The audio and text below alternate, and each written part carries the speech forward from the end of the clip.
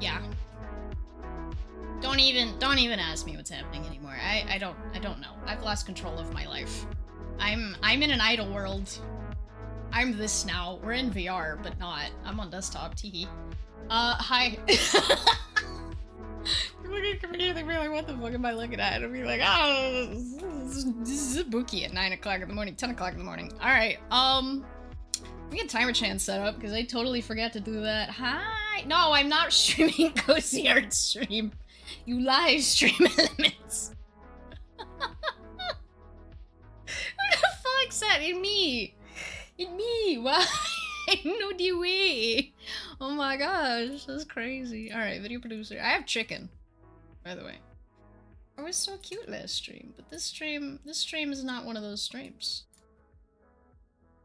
Alright, what we got? What we got? Was it? Okay. Calculator! What's 74 times 60 plus... Cool. Excellent. Excellent. Perfect. Wonderful. Amazing, even. Hi, chat. How's it going? How's it going? How's it going, guy? Oh, fuck. That's the wrong... Hold on. Overlays. I forgot to set up my stuff before going live, so I'm doing it now, because I can.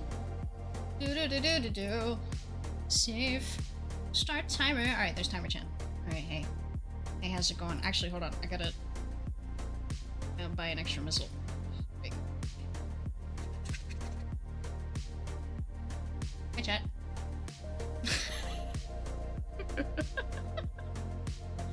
Wait, can I just do a,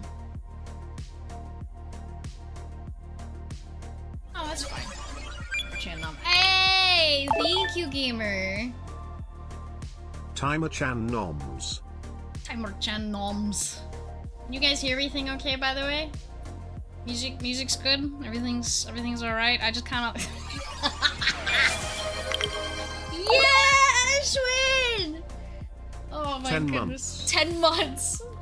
Ash, thank you so much for 10 months. I appreciate it so much. Snarkle, thank you so much for 7 months of tier 3. Heck yes. Everything is not alright. Audio's a tad loud. Okay, I can turn it down. Turn it down a bit. There you go. There you go. Alright, so here's what we're working on. Here's what we're working on today, chat. Here's what we're working on. We've, everything is not okay, but that's okay. I'm in an idle world. I'm on VR chat on their new beta option. I have hands. Yeah. That's right. I have hands. Matter of fact, I'm actually gonna tweak this a little bit. I mean, game capture. Game capture needs to...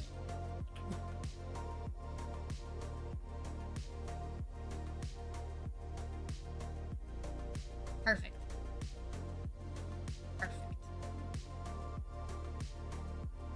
Perfect. Alright, welcome to Bookie's Scuff stream, which would usually just be a Discord, but I don't care. So we're here now. I have hands that to pet you with, my dear, if it wasn't so janky. We're gonna roll with this model for a bit, and we'll swap into something a little bit more cute later. It'll be fine. So, yeah, this is canon now. This is Sonic-y. Alright, please acknowledge my new form. Please understand this is very important. Quinn, thank you so much for 7 months of tier 3. Let's go. Dude, you and Snarkle are like right on it. Like right there. Heck yeah. Thank you so much. Thank you. Wait, 6 months in advance too? Oh my god. You guys want some chicken? I have chicken. Wait, hold on. Yeah. I got chicken. Alright. Here's what we're doing, chat. I should probably ping. We are so disconnected today. I don't even care. I'm so sleep deprived. Tomorrow. I regret nothing. Tomorrow we have a big collab. It's gonna be at 5 AM Eastern time. with the Aussie gang. We got about 20 of us, all playing horror mod of Minecraft. It's gonna be very nice.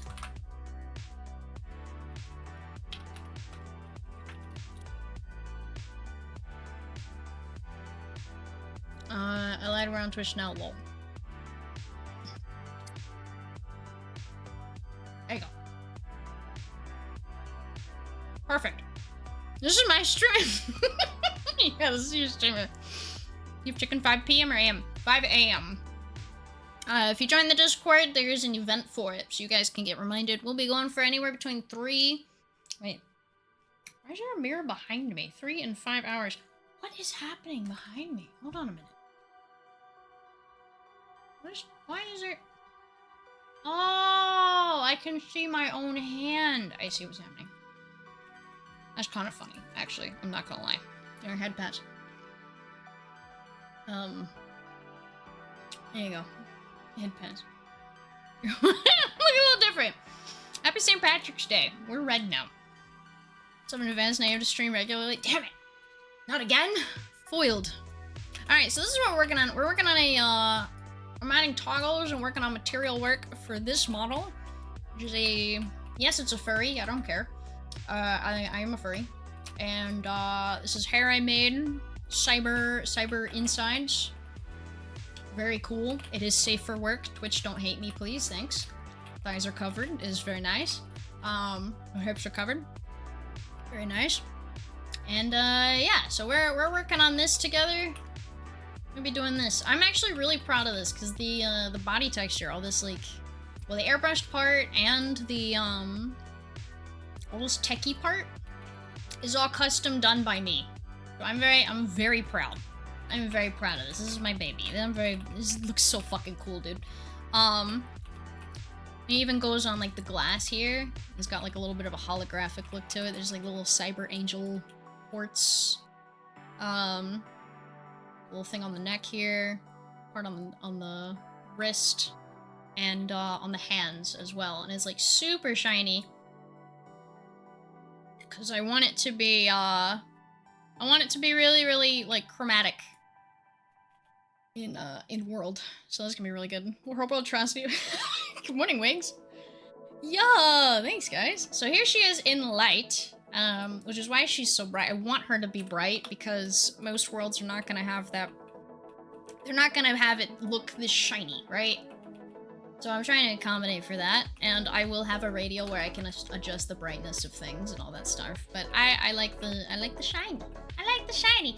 Got a lot of different outfits over here. Surprisingly, she's actually not that heavy of an avatar. Saying about 370k polys, which sounds like a lot, but for having as much as she has, it's nothing. It's nothing. I'm very good at what I do. So yeah, honestly, my biggest frustration here is I have face tracking now. Not what I'm using currently, but with my headset. And that eats about 161 out of the 256 bits of toggle memory.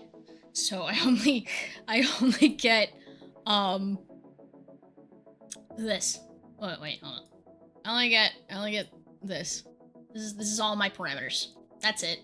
That's all I get. I'm not allowed anymore. The cyber gods have said no. So that's a little unfortunate, but you know, hey, what you gonna do? What are you gonna do? But yeah, so we're just gonna be chilling. We're chilling today. I hope you guys are having a wonderful Monday. I have chicken and rice and peas. I know this is not a normal Buki stream, but I don't, you know, we're here now. It's 10 o'clock in the morning on a Monday. You don't need predictability. You get enough of that already. You get this instead. Huzzah. Are any Boogie streams really normal? I mean, some are definitely more normal than usual than others. I do it. Eobit, hi! Thank you so much for 10 months! I popped in just to say hi during my break and Bookie is Ugandan nothing. 10 months of shrimps is bugs. Shrimps is bugs. Bookie 8 gremlin, Bookie 8 gremlin, Bookie 8 gremlin, Bookie 8 gremlin. But thank you so much for 5 5. Oh my gosh, you guys are incredible. Thank you so much. Good lord. Alright. So that's what we're working on today. We're working on toggles and stuff. The only toggle I will not be working on stream is the cyber skeletons. I'll have to do that later, which is totally fine. And that's simply because the base underneath it is not dolled, and I don't want to get bonked. I have no interest in getting bonked. So, not even gonna attempt fate. So we're just gonna work with this, which is totally fine and very stream safe. Look at the lack of guts. This is actually really fucking cool. I put like a mask, or yeah, noise map over it, so it like goes down. It's very cool. It's audio linked too, by the way, which is really, really neat. We will be adding gesture manager emulator and a audio link prefab as well. If you have no idea what this is just stuff that helps me figure out what I'm looking at, what it'll look like in game. Can I unpack that completely? Yes, I know what I'm doing, thank you. I'm gonna turn this down to 0.001 so the sound doesn't come through, but the audio link does. Knuckles, my beloved. Hi Odin, hi Rollis, hi Superfart. Hi Kuma. You guys, you like the new model? Oh, thank you. Oh, thank you so much. Hi Passy. Skeleton not Twitch safe. What do you mean? Look, her hips are covered. That's all that matters. Look at her hips. The fact that this model, without any clothes on, is more Twitch safe. I can't, bro. I can't. Hi, Newmie. Thank you so much for the follow. Welcome in. Oh my gosh. I don't blink. I just realized I don't have eyelashes or eyelids. Cinema. Yeah. Kiss a homie. Mwah. Alright. Here, have some head pants. Have some really scuffed head pants. There you go. There you go. You're welcome. I don't blink is crazy realization. Everything is bad but hips. Alright, Twitch does an Uno reverse card. You can show you can only show hips. Just wrap yourself in a plastic bag or paper bag and then just have like 2 little holes on this. Oh my gosh. Perfect. Yeah, perfect. Alright.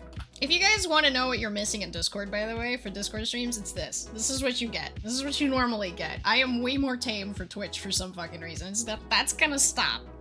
I'm gonna start becoming more free. I have got nothing done in the 13 minutes that I've been live. Okay. Oh. Good lord. Have I done anything productive? Alright, where am I? Okay. Where am I? Who am I? What have I done?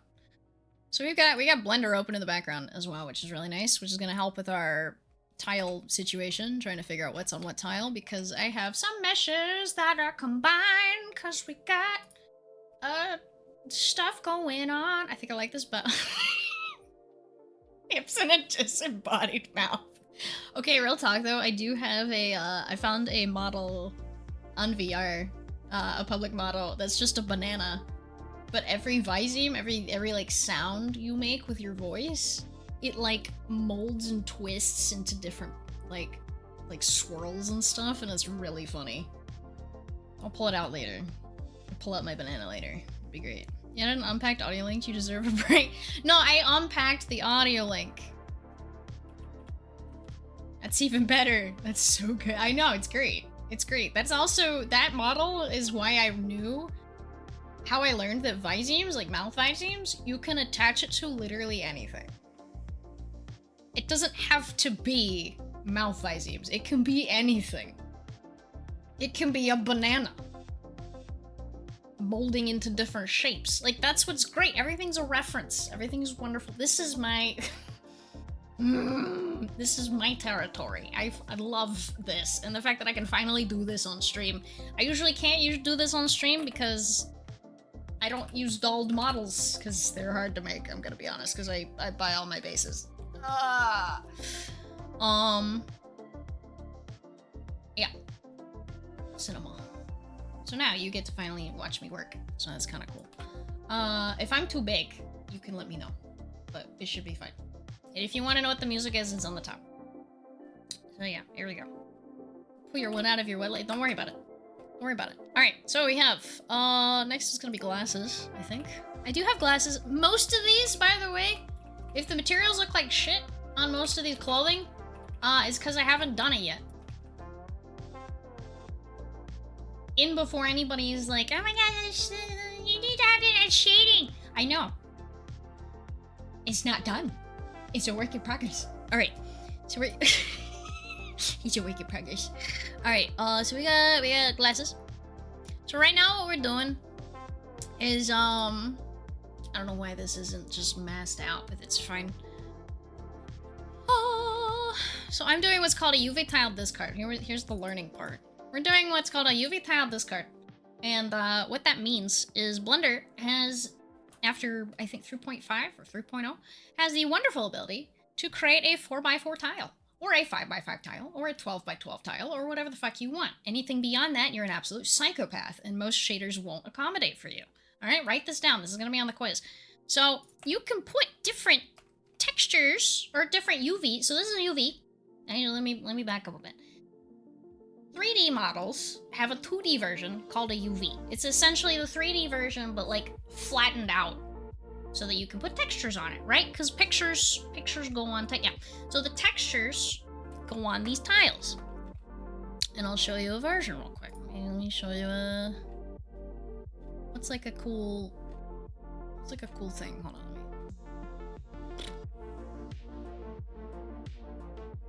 Jacket and top, base color, harness. I'm trying to find one that's like easy to observe. Sure. Yeah, no, that works. All right, we're gonna hide this. We're gonna show, for the sake of learning. All right, we're gonna show our dress. This is our cyber dress. It is not properly fitted to this, to the cyber skeleton, so please disregard that. So what you can do, this, if you look carefully on some of these outlines, this is a 2D representation of this. That's crazy. Also, which one of you guys had sexy Ugandan Knuckles teaching you Blender and Unity on a Monday morning on your Bunko card? Because I didn't. The rest. It's got Muppet energy. Alright, so, why is this important? Why is this important, Buki? Oh, let me tell you. So, what's really cool is you can make multiple of these tiles. You can make as many tiles as you want. Poyomi is a shader. Alright, we're skipping a little bit. Poyomi is a shader. This is a shader that's used for most VTuber models and for a significant amount of VR chat models. All the shader does is it tells the game how the thing looks. Banazkal! Thank you so much for the follow. Welcome in, homie. I hope you got your notebook ready. Alright, so, why is this important? So, Poyomi has a wonderful feature, a very cool, very neat feature, called UV Tile Discard. And all that means is that anything you put on any of these tiles, you can tell it to render invisible. But Pookie, what does that do? What does that mean? What does that mean I can make it invisible? Why is that important? You see, when you have a thing on a tile, a texture gets put on it. When you have multiple tiles, this texture gets repeated across all 16 tiles, or all 4 tiles, or all 9 tiles, or whatever. Yeah, welcome in. Happy to help. So when you make one of these tiles invisible, like let's say this is up here, we make that invisible, it's as if it doesn't exist. Because there's no texture information there. It's invisible.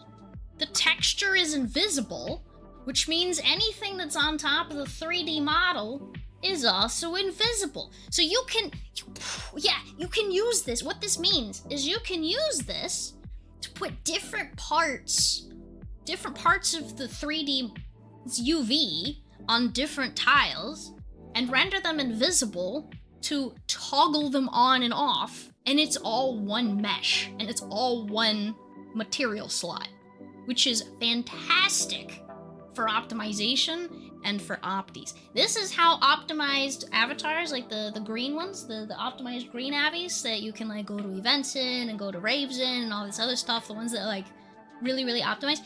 That's how this works. Unfortunately, this is not a feature that's on Quest yet. I do hope that they implement that later. I understand why it's not from a technical level. But yeah, so what you can do is if you, let's say you have a top, let's say you have a shirt and some shorts, and they both use a material called black cloth, right? Normally, back before this was a thing, you would have to turn the mesh for the shirt off or blend shape it inside of your body so it's really bitty. But sometimes weight painting can get all funky, like it would move funny and it would like stick out of your body. And then same with your shorts. So you would have two meshes, shirt and shorts, using the same material, but there's two meshes, so one slot on this one slot on this one. Even if they reference the same material, you'd have two separate material slots, two separate meshes, and then you'd have to toggle them on and off. That's pretty janky, right?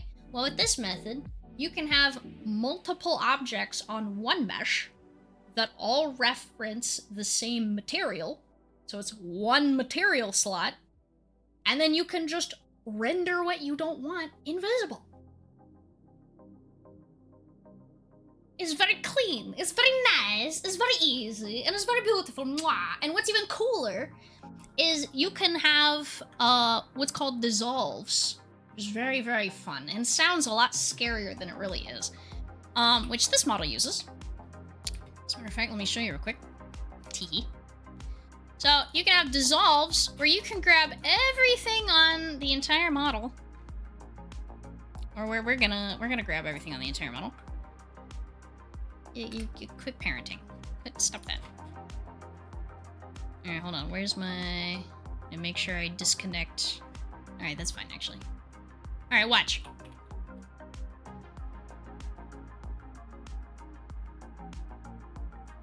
Yeah. Yeah. So what's fun with this is instead of just toggling things on and off, like if I just... glasses off, glasses on. Glasses off, glasses on. How boring is that, right? Well, now you can add some finesse and be more optimized. Yeah, where did she go? I don't know. Where is she? Where is she? So now you can be more optimized. Here, I'll scroll up so you guys can see. And... shoop, you can animate different dissolve animations for your toggles. So it is really better in all it is better in all ways. It is the best way to do things. It's really cool in the full model. Dude, it's so fucking cool. The only downside, and this is important for those of you who are actually taking notes and potentially want to do customization on these models, is whenever any slot, any of these like edit slots, anything on here, whether it's, you know, colors or hue shifts, or especially this one, the color adjust hue shift, if it's on the same mesh, if it is animated, it will animate all materials on that same mesh. If it is set to animate, if it is like turned on and set to animate, here, I'll make this red so you guys can see.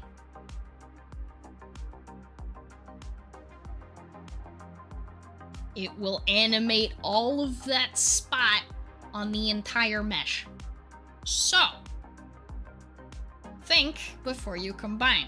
Combine things that have the same material, and if you're planning on changing all the colors of, like, you know, let's say like the accent colors of the glow on a jacket with the accent colors of a glow on like a shirt, with the accent, you know, colors of glow on shorts, you can absolutely put those on the same mesh because you're gonna be animating all clothes at the same time, right? But if you're wanting like your hair to be on one color toggle and then you want your clothes to be on another color toggle, you wouldn't want to combine those two. unless you really know what you're doing and you have all of your slots like planned out. Don't think just combine and end up with a broken skeleton, then maybe I will cry. I'm gonna crash out. Priscilla, don't do this to me. It's too early. It's too early in the morning. So yeah. Can you start again? Wait, fuck off, Butcher. I'm gonna crash out. But yeah, so that's really it. It's just if you're gonna animate multiple things on the same mesh and you want them to work independently, you're gonna want to think through how you're animating certain things, right? So one way to kind of work around this is if you have certain details, you can use decals, which are essentially overlapped stickers. If you are using an asset, oh my gosh, Bookie, I used the tiled, and it's up here on the UV tile, and it's not showing up. Oh well, you know, if I click the tile button, now it's tiled.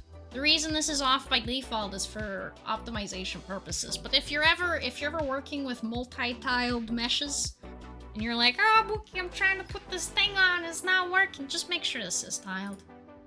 That's it. It's not that hard. Yeah, it's a funny little button. Will make your head spin, but it's fine. It's right here. It's a little tile button.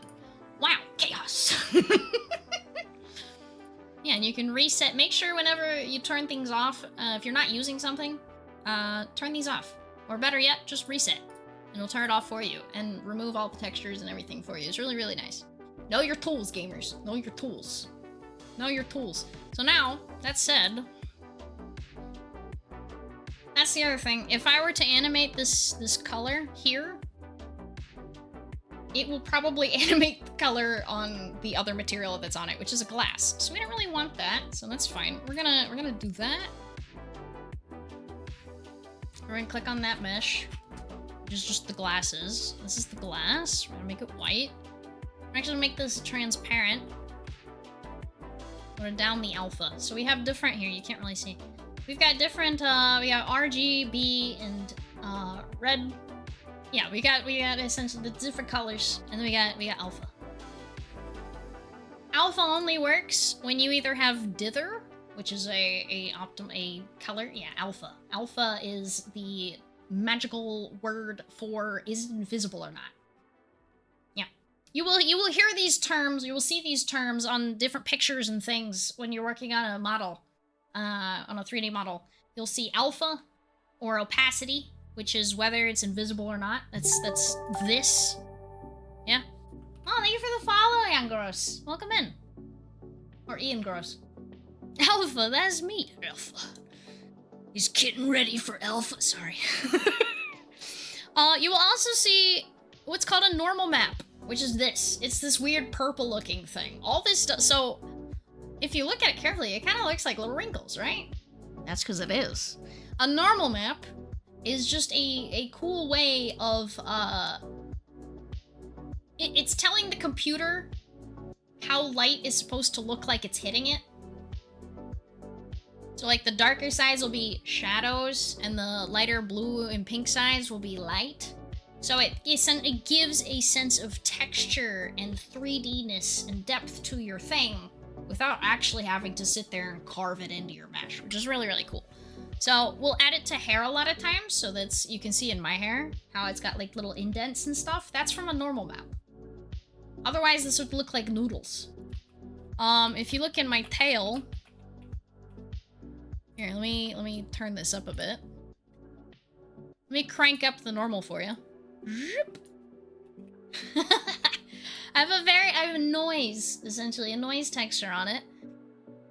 And it gives it 3D look. Now, obviously, if you look at it, it's not actually carved into the mesh. That's just the material. But because I have the, because I have this normal map on here, you don't usually want to go above, like, 1 or 1.5. You want to make sure it's, like, nice and subtle, right? But it can add really cool effects, like this being carved in, even though it's not actually carved in. Or my body texture being indented, even when it's not actually indented. So I could crank this way up, and now it looks like it's kind of carved. It's kind of hard to tell because it's so fucking bright, but you can see it's kind of carved in. You have like the fur texture and all that kind of stuff. You can turn that off, and now you can see it's just painted. So we add that to add a little bit of pizzazz. A little bit of pizzazz. It allows us to do stuff like this with scratches and indents and things and detailing. It's very nice. Normal maps are our friends, but we want to make sure we click the magical, the special little fix button when we try to put one in the normal map slot. And everything's pretty well labeled. I mean, texture is texture. Normal map is where the normal map goes. Alpha map is where the alpha map goes. I know, it's crazy. Beyond that, it's just kind of like fun shit. It's making it shiny and glow and pretty and stuff. Anything besides that is just, you know, whatever. You learn as you go. There you go. Carve all details in the mesh. No.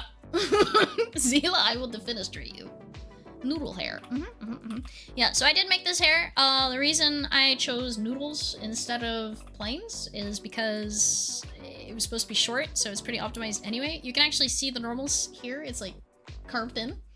These are just noodles. This doesn't actually have any normal or any texture to it. It's just a circle, which is cool. But I figured it would match the face fluff and the ears more, so that's pretty good. Usually you break them from high detail mesh and the mesh is lower detail. Yeah, so a lot of times, that's the other thing, is we want to watch our material optimization. We'll do that a bit later, so I'll go into that, what to optimize and how to know what to optimize, in a bit. That'll be good. I'm gonna steal... Let's see. Yeah, I'm gonna steal this. I'm gonna copy the material. The matte cap. Matte cap is a circle. It looks like a circle. It tells you how light hits things, but I want it to be on the glasses. So we're gonna go down to our matte cap section. We're gonna paste that in there. Whoops! Wrong material! Undo! Okay. I'm gonna paste it in here. There you go. You can see what it did. So that's off. That's on. Off, on. Yeah, you see? This is what it looks like. So it essentially puts this flattened out over your material. Or over your mesh. So it's like shiny, right? Really nice, easy way to make sure, like, to add depth and shine to things. Usually this is used for metals, glass, and other shininess. But to make it, we want it more shiny. So I'm actually gonna, I'm gonna add what's called a clear coat. Scroll down a bit. I think I can scroll down. There we go. I'm gonna add a clear coat. And we're gonna turn the smoothness down a little bit, otherwise it'll be really harsh. So a clear coat does exactly what you think it does. It just makes it super shiny. But we don't want it to be so, like, blatantly reflective. So we're gonna tone that down a bit. The visibility turns that off. Specular and reflections is just the type of shine. So, reflections is like it's exactly what it sounds like. It's a reflection of what it's looking at. And specular is a fancy way to say shiny. So if you look right here on the edge of the glasses, you can see the specular is getting edited as I turn this off and on. It's real subtle on this mesh. But on things like bigger bodies and things, you can add effects to lights. Because, like, skins and furs and all this other stuff reacts to light, right? We're not just flat. We're not flat beings. We react to our light. Skin reflects at least a little bit over the edges. If you ever looked at somebody, like, standing in a window, you know, the light goes around their entire body. So we add a little bit to our 3D models to make sure it kind of fits into the world a little bit, right?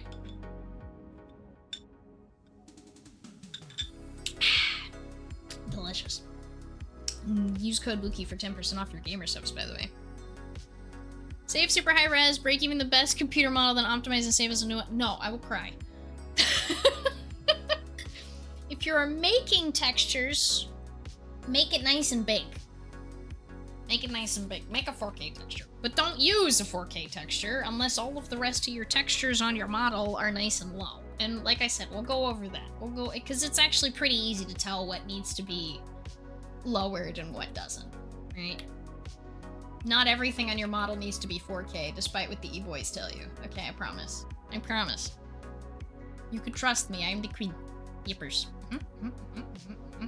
Work smarter, not harder, chat. Work smarter, not harder. I'm gonna teach you how. I'm gonna learn you a thing or two. I'm gonna learn you a thing or two of how to do this properly. At least best to my ability, alright? There's always gonna be opinions, there's always gonna be people who have different workflows and things, and that's totally fine, but yeah.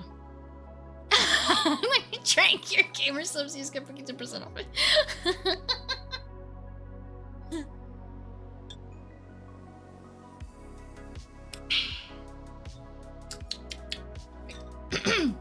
Alright, so let's actually, now that we kind of like know what we're looking at here, and feel free to ask questions as you like.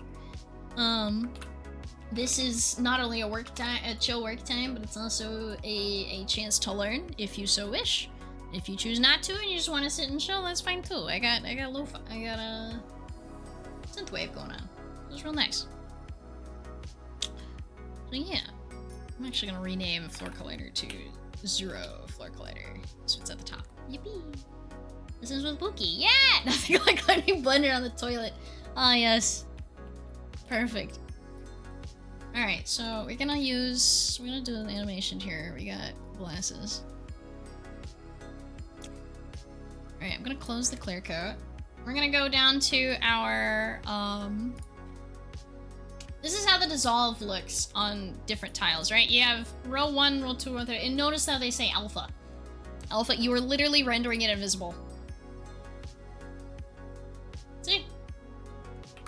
Just, we have fancy dissolve things in here. And if you want to screenshot this and see, you know, you can do basic or point to point. Point to point goes from top to bottom or bottom to top by default, and then basic is just everything at once.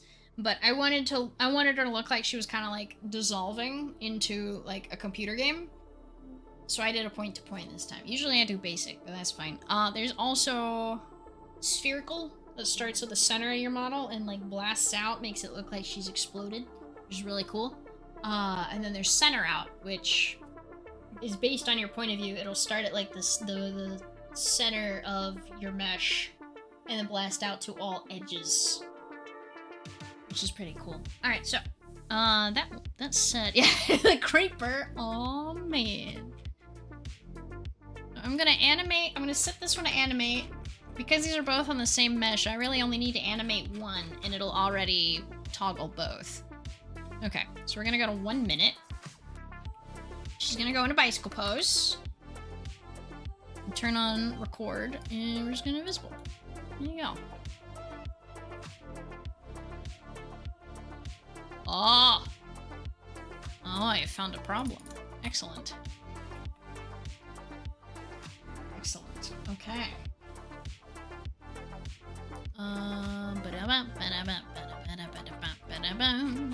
That's a glasses frame. So because this is transparent, I might actually need to change this to something a little different. Okay, yeah, I'm gonna have to change this to something different. Grrr. Transparent. What about transclipping? What? Transclipping works. Alright, cool. We're gonna edit this. Be like 1:1 maybe? 4.4? Oh, that's too big. 7.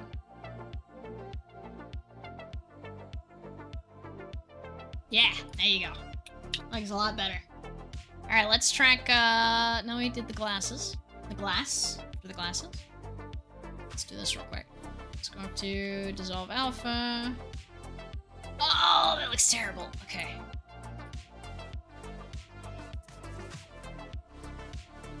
Is this just not UV'd well? Did I not UV these? Let me go see. Let me check. Glasses. How well are you? Oh! Okay. That makes sense. That makes sense actually. Oh no! What is this UV? Oh gosh.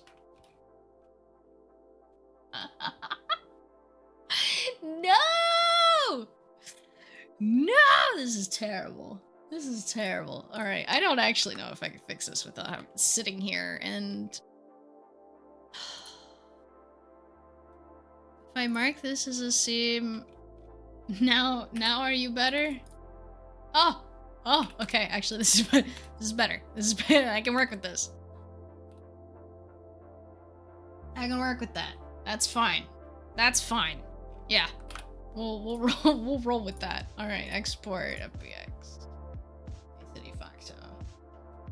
Whenever you're exporting for my Blender peeps, whenever you're exporting and overwriting, you do not have, whenever you're making updates, as long as you don't touch the armature, the bones, or move a significant amount of things. If you're just updating like blend shapes, weight painting, and like UV stuff like this, if you're just working like this kind of stuff, you can just overwrite your other FBX. The only thing is you gotta make sure you're exporting in the same way every time. So my go-to is copy with this little thing, and that'll save you a lot of time for startup, because then you can just extract all the textures and all the materials that you used in Blender. It'll automatically apply it in Unity for you, which saves so much time. You don't have to go hunt them down and everything, which is really nice.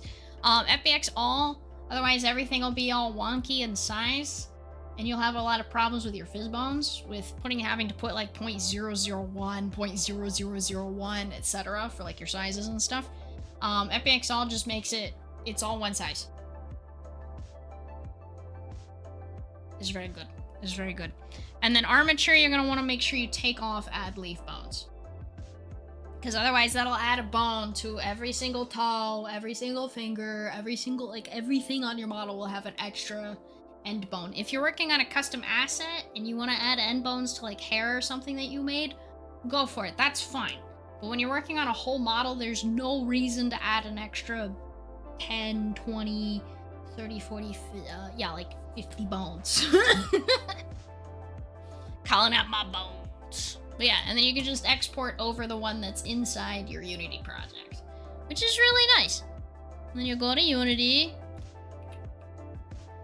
Oh, look at that. It's already on there. Now we can tile this a little bit better, I think. Alright, the glasses are gonna need a little bit of finagling. That might be the best we've got.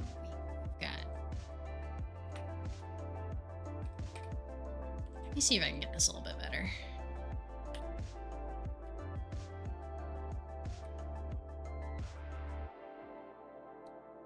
Wrap. Take this. These can overlap. You don't usually want these to overlap, but you can totally overlap them.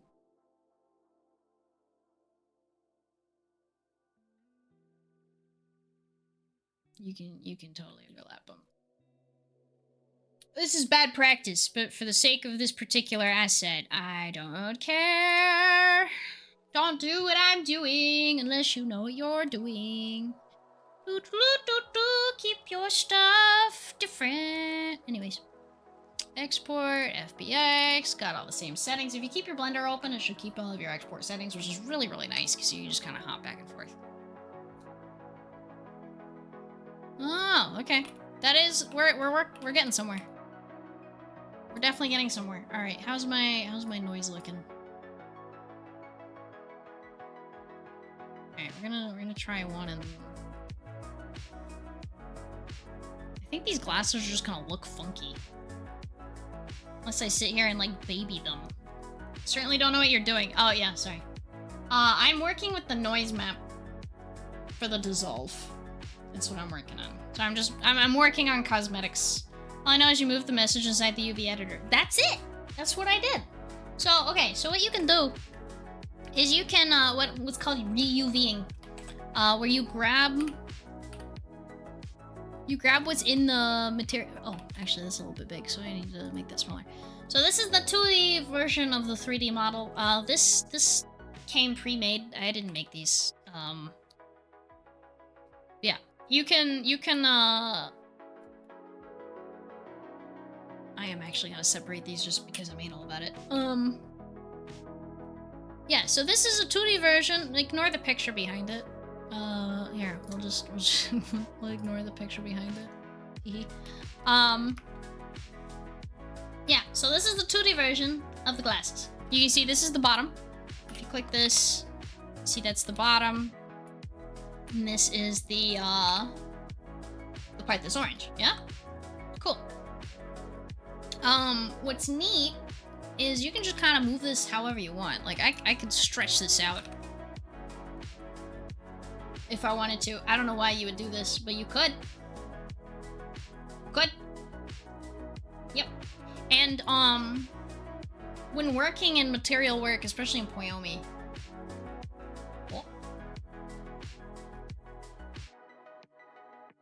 Oh, there you go. So my ReuV didn't actually export properly because it was saving. Okay, that makes sense. I went too fast. So now you can see it's a little bit funky, right? It's a little funky. A little bit of a funky guy. No Yuziwa. Tube. Yeah, so now I'm tiling. I'm tiling the textures. Now I can play around with. It's still not exactly how I want it. I want it more like vertical. I guess that makes sense. Yeah, so I'm gonna make this squeeze it in. But I want it to stay out. So.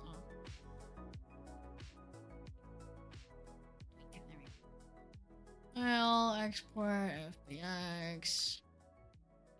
Save. Because we're saving and we're waiting for it to load because I have so much shit on my computer right now. Oh my god. And then import. Because we're overwriting the FBX. Only do this if you know what you're doing. Otherwise, don't or do. I don't know. I'm not your mom. Fuck it. We ball. You know. Yeah. Actually, this is a little bit better. This is a little bit better than what we want. This is still not great, but I'll take it. You know? I'll take it. I'll take what we got. Take what we got. I'm gonna do a 3 and 3. Zoop. Yeah. I can take that. No, that's pretty good. It'll go so quick to it. It'll be good. I just didn't want that, like, weird stretching. You still get the weird stretching. That's fine. Whatever. I don't care. That's fine. We're good. We're good. We're good. We're good. We're good. We're good. I'll tweak it later. Tweak it later. Do the tail. I already did the tail. I don't want to take my tail off. Why would I take my tail out here? You can see it though. Oh wait, this is the body. If you want to see the tail, you can see the tail dissolve. It's very cool. Here, actually, I'll show you guys what basic does. This is basic. Just all at once. Point to point. Goes from bottom to top, or top to bottom, or left to right. This is spherical. It goes from the center of the model out. Center out depends on your point of view. So however you're looking at it, we'll do that, and that's back. Yeah, very cool, isn't it? Yeah, I was deciding either spherical for this project or point to point. But I think all together, it looks best when it's point to point. Because here, I'll show you what it looks like real quick. So this is, here, hold on. This is spherical. That's really slow. Which could be cool, but this is point to point. Which I think fits the design of the dissolve a little bit more. So yeah. Miss Buki, I don't feel so good, dear fan. Miss Buki, I don't feel so good. So yeah, I've stuck with the point to point. And you can make point to point anywhere. The important part is to clamp the dissolve. And that just makes it so that whatever size you are, it scales with you. If I'm not mistaken. It's been a bit. Just dissolve in and out. Yeah, it's exactly what it is. It's just dissolving it in and out. It's just a, you're just rendering it invisible. You're not actually turning anything on and off. If you want to save, like, be a little bit more optimized, you could totally dissolve it and then turn it off. Like, you would turn the mesh off once it's invisible so that it's no longer, like, active. But Eh. Depends on what you're working on. I Photoshop everywhere on yo. Ohayo, Minato. Good morning. So yeah, we got our glasses. Right. Let's start with the dress. I'm just turning things invisible right now so then I can make them all uninvisible later because I don't want to turn everything on and off. Because that's exhausting. Alright. Oh! That's not weight painted. Yippee. It's okay, we'll have to fix that anyway. Oh. Oh. Oh. Is this not on? Did I not put this? Oh. I was teaching you guys what to do with it, and so I moved it. Alright, that's fine. We'll just re-export this. Give it a second. Alright, cool.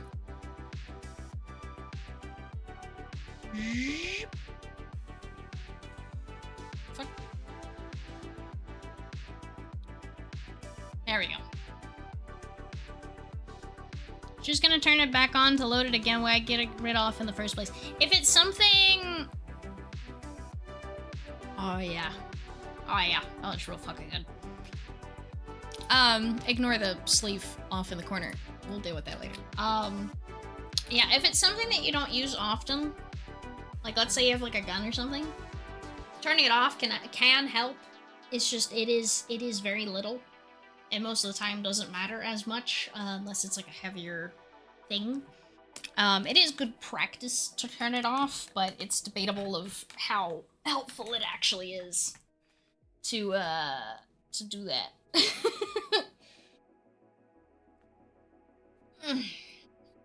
Yeah. Alright, so that's the dress. Oh, I have so much material work to do on this. Oh my gosh. I'm gonna die. Oh. Yeah. Okay. The Desire set. I love this set, by the way. I'm like obsessed with this set. I love this set. It's got so many different parts to it and everything. Alright, actually, I need to check. Did I put the shorts and everything on different spots? I don't remember if I did. No, I did not. I am very dumb. Big stupid. El stupido. Okay, we're gonna move the shorts. Select.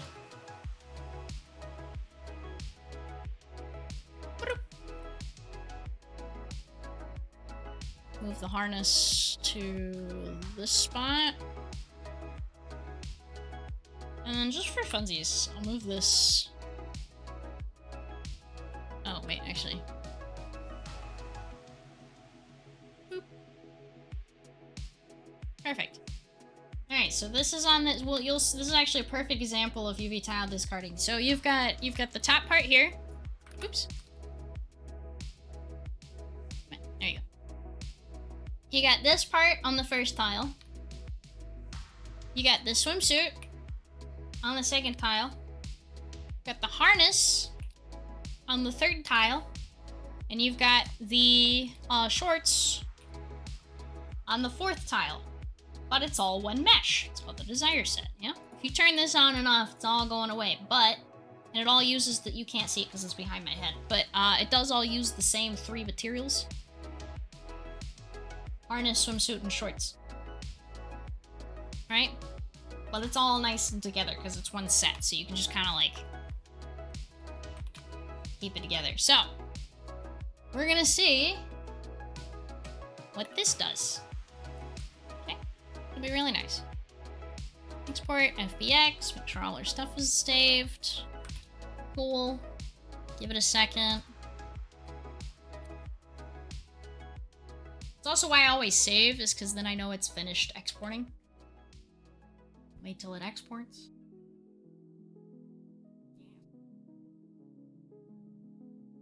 Alright, cool.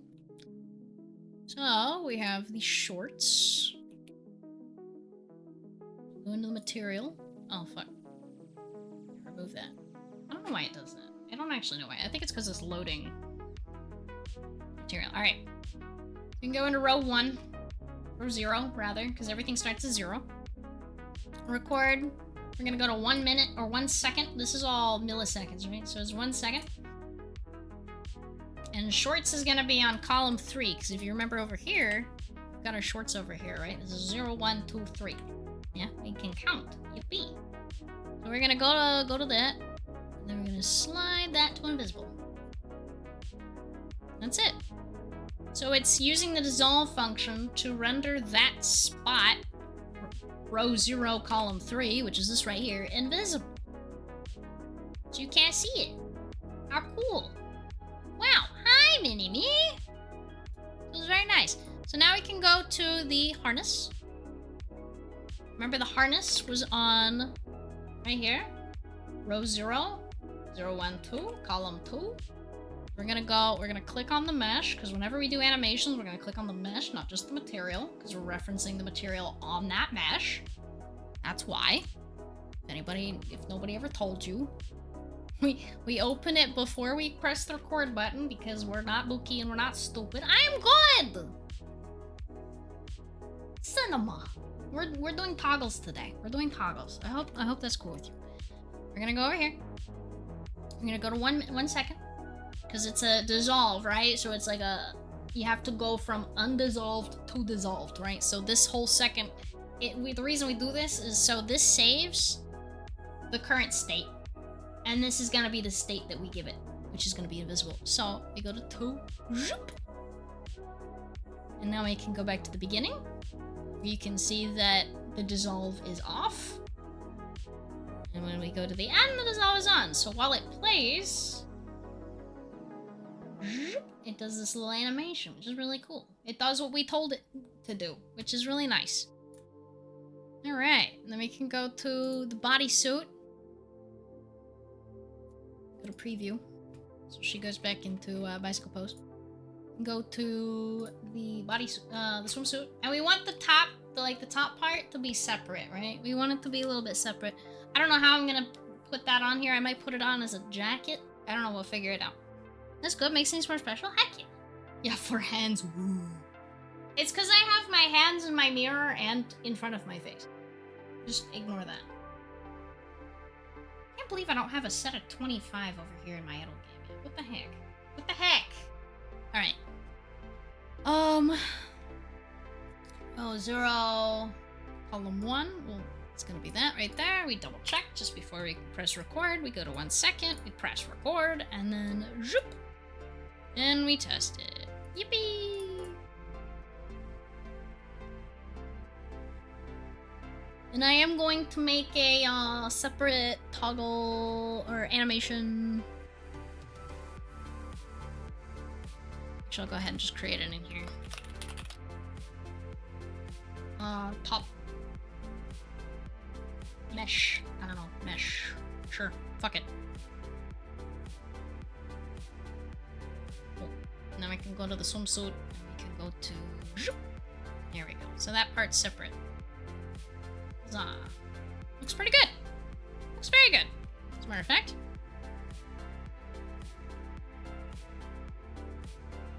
Where did our tech anim...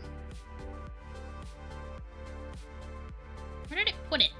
Where did you put it? Oh, it's in materials. Why is it in materials? Shoop. Bat. There you go. There you are. Boop. Just drag it over there. You can ignore all the packages stuff. That's complicated. You don't need that. You don't need that. You don't know what you're doing. You don't need that. Hi, Machatan! Hello, hello, hello! Now I don't have time. Alright, well thank you for checking in. I appreciate you. Hi, Corky. Hello. Hello. Hello. Oh. It's so cool having, like, full hands. I wish I had this precision in VR. This would be nice. Alright. Like, the fact that you can do this is amazing. Okay. For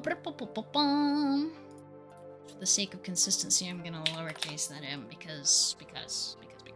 And because we did it there, we need to turn off loop time. Otherwise, we'll sit there and loop and loop and loop and loop and loop and loop and loop. Which sometimes is good. If you want something repeating, like a tail wag, you want the loop on. That's good. But for something like a toggle, you want it to go through the animation and then stop. Otherwise, it'll dissolve off, and then it'll dissolve off again, and then it'll dissolve off again, and it'll keep dissolving on to off, on to off, on to off, on to off, and that's not what we want. Alright, so let's see here. Desire meds. Wah wah. Cyber Skeleton. I am going to go up for this one. Or you know what? We'll just keep the clothes on. Yeah, we'll just keep the clothes on. This will be perfect. Okay. This is gonna be 2 different materials. We've got our glass. We're gonna go ahead and add our animated, so we only have to do 1, and then it's gonna be our cyber skeleton material. Because we have the stomach, that's the glass, and then we have the rest of it, that's the cyber skeleton. Yeah, I am awake. we got the collab tomorrow with the Aussie gang gang. Gang gang! And, so I gotta stay awake for that, because that's gonna be at 5 a.m. Eastern time. Which is normal hours Australian time, but for me it's insane. It'll be fine. Alright. Here we go. Yeet! Very good. But oh no! This guy, the outfit goes, or it goes away! Oh, there's no outfit, there's no body now. Well, thankfully, I planned ahead. So this can go to 0.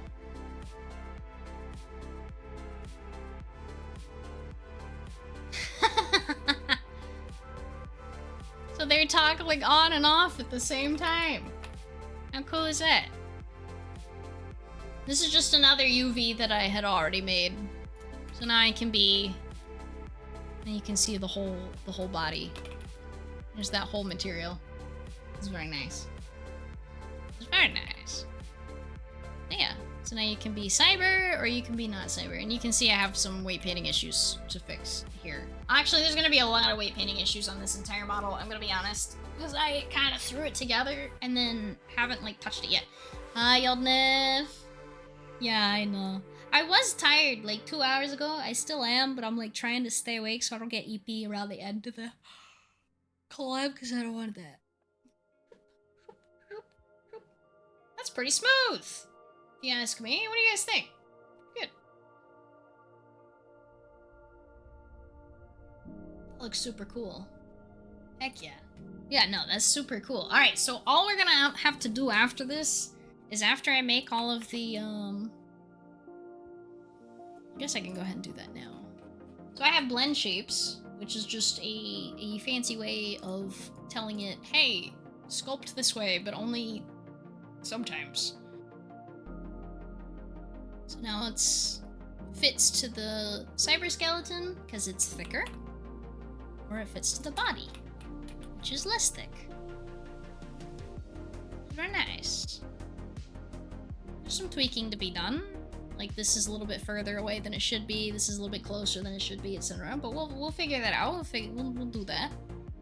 Like I said, this was kind of thrown together, and I'm just doing toggles while I have a single brain cell to do so. Let's see here. I think I already did the... Yeah, I already did the bra, which is good. I don't have to deal with it now. Alright, we'll skip the audio link for now, and we'll just go to arm sleeves. Which I have under the base clothing. We have another one here that's just an absolute... Why does it have all of the... I need to remove those. There's too many blend shapes that it doesn't need. Cinema. Cinema. One in the live number. Hi, squirrels. Good morning. Good morning, Devil. Cinema. I'm playing my idle game in the background, and I'm this now. We were just on Discord, and then I was like, fuck it, we'll go live. We'll do it live!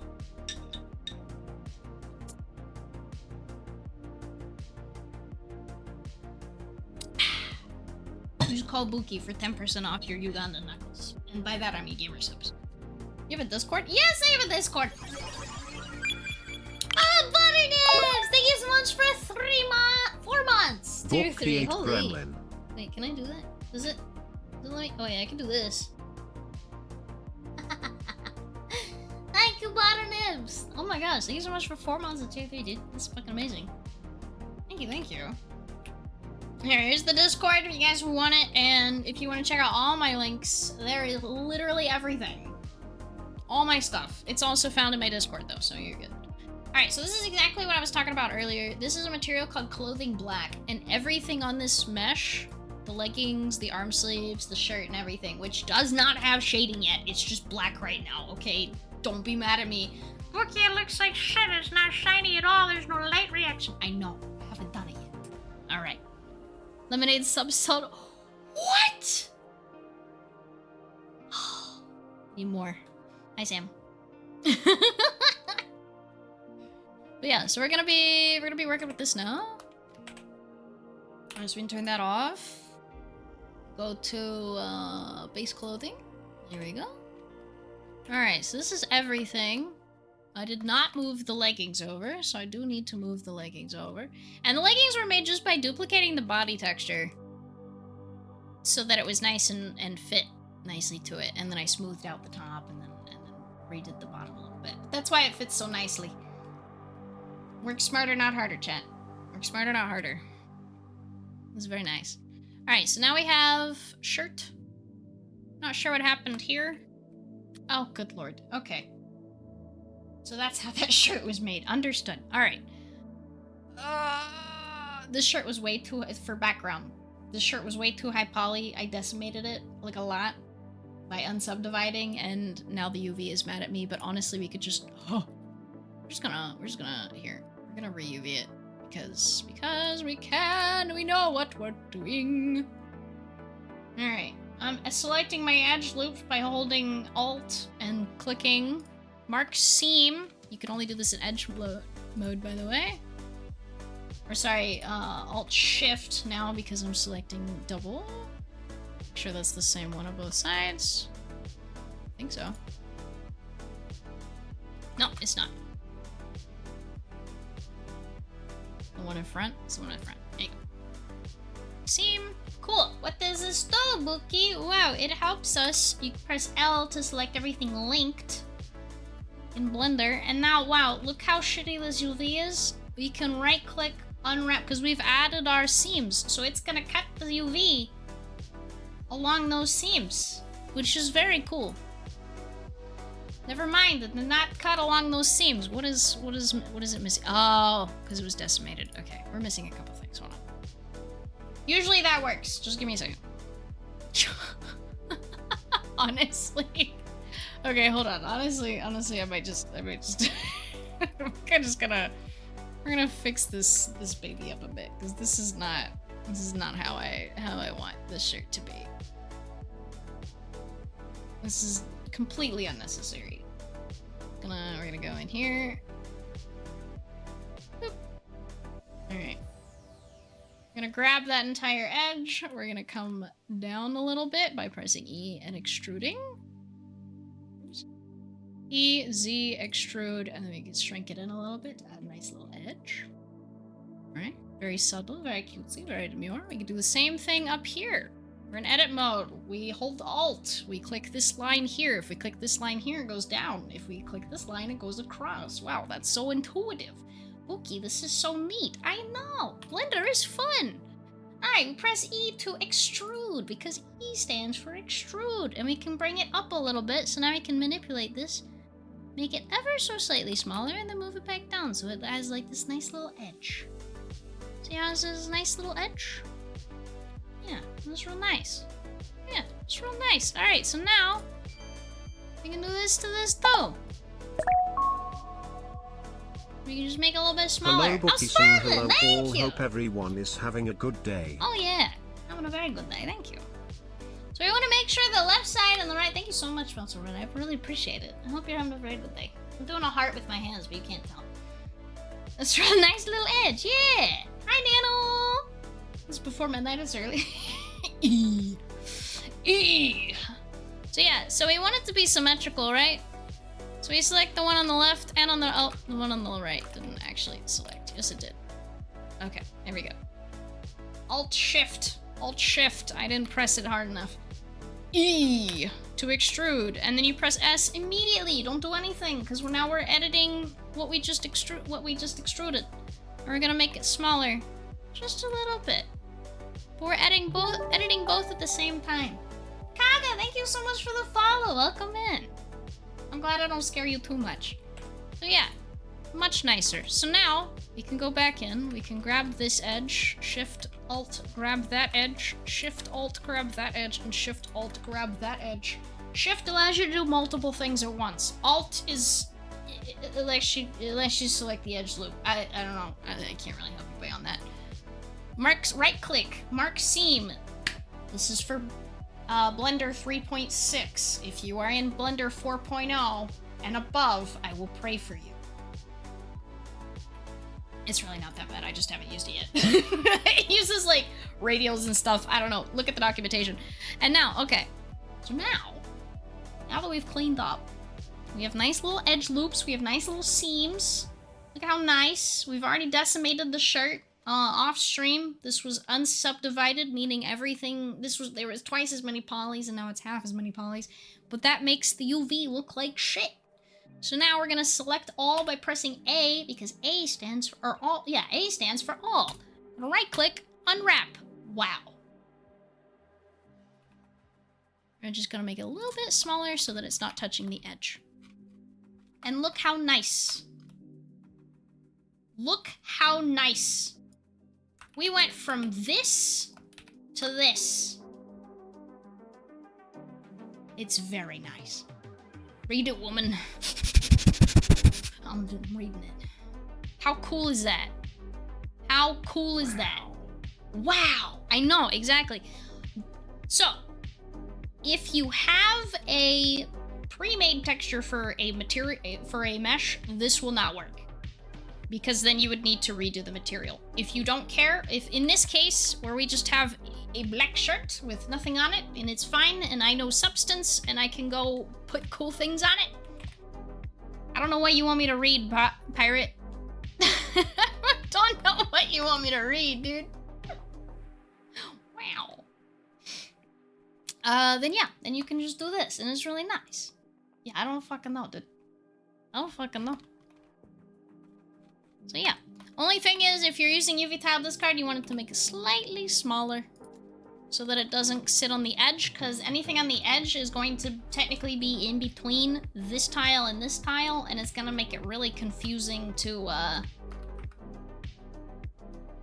it's gonna make it really confusing to toggle things on and off or render things invisible, because it's technically on, like, right on the edge of both. So you're gonna have weird vertices showing up, even if you've, like, rendered that tile invisible. So yeah, so now we have our nice new UV. It's very beautiful, ready to be textured, all ready to go. In this case, we're not doing any textures. I might do something later, but for now, we're just calling it. So now we have all of our meshes very nicely on our stuff. Honestly, this too, I could, this as well, I could unwrap. Oops. So we are gonna do that. We're gonna unwrap this and my money this. Don't jiggle jiggle. It folds. I like to see you wiggle wiggle. For sure. Makes me wanna dribble dribble. You know, riding in my feet. You really have to see. 6 feet 2 in a compact. No slack, but luckily the seats go back. I got an act to relax in my mind. Drink some red wine. Money don't jiggle jiggle. It folds. I like to see you wiggle wiggle. For sure. Right click, make seam along the line. Dugga dugga dugga da cha cha. We gotta double check. Make sure everything's orange. Yeah. Thank you for that. Thank you, Biscuit. Very, very good. Alright, so we're gonna select our entire leg. L and L for everything linked. This works for bones as well. As long as they are linked, L works. If it's connected, it works. Alright? We're gonna right click, unwrap, and look how much nicer that is. We're gonna make it slightly smaller, gonna move it to our nice little tile over here. Right? How cool is that? Look how nice. Ready to go, ready to be textured. technically, you could move this one slightly to the left to separate them a little bit so that they'll be easier to texture later. You just, you have a nice little spot there, so you can draw them in and stuff. I did make these. I just kind of, yeah. But now they're nice and UV'd properly. Last thing. There you go. We're gonna do the same thing with these. One last time. We're gonna go on the bottom. Oh, well, we're not gonna go on the bottom. Where should we go here? We could go along, like, this edge. This edge, this edge. Yeah, we'll do that edge. We'll do that edge. LL, select linked, unwrap. Oops. I forgot to set them as seams. I'm very stupid. El stupido. L. A to unwrap. And look at that. It's so nice. It's so nice. I'm gonna separate them a little bit.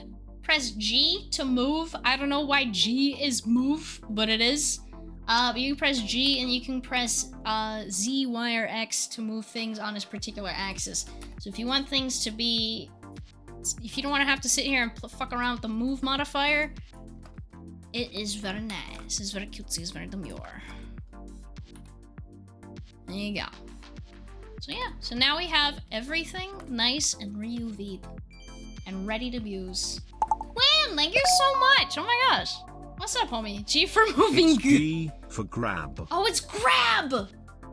Oh, you're so fucking smart, dude. You are so smart. Thank you, thank you. Oh my gosh. I didn't even think about it.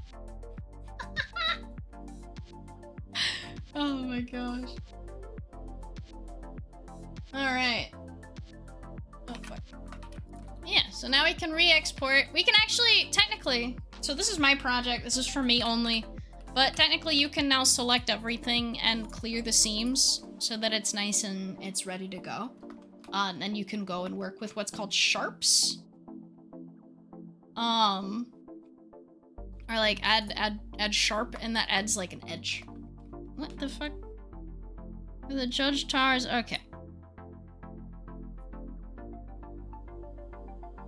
I don't know what you're on about, my guy. I don't know what you're on about. And there it goes, yeah. Don't be coming in here causing chaos. I am the chaos. I am the chaos. No one chaoses more than me. Unless you guys, when we have a little riot.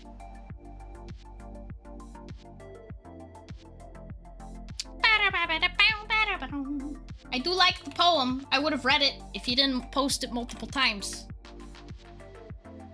But here we are. I say 07, but that implies respect. Good lord. Alright, and so now we have everything nice UV'd. So now we can go and make our toggles. So we have one material, clothing black. And the whole reason we did this is so we didn't have to have 3 meshes with 3 separate of the versions of the same material on it, right? So now we have 0, 1, and 2, so we can go ahead and pre-animate this. This is completely unnecessary, but it is nice to see. Alright, so we'll be using that for the shirt, that for the arm sleeves, and that for the legs, which is very nice. Yeah, so now we can go to arm sleeves. We're just gonna go into bicycle pose, because this is a preview. We're gonna go to 1 second. Over here, we're gonna turn on that one. Arm sleeves was on column 1, which is the second option. So we're just gonna go zhoop. It will automatically save the original state that it was placed on and make the animation and fill in all the stuff in the middle, which is very nice. Computer is very smart.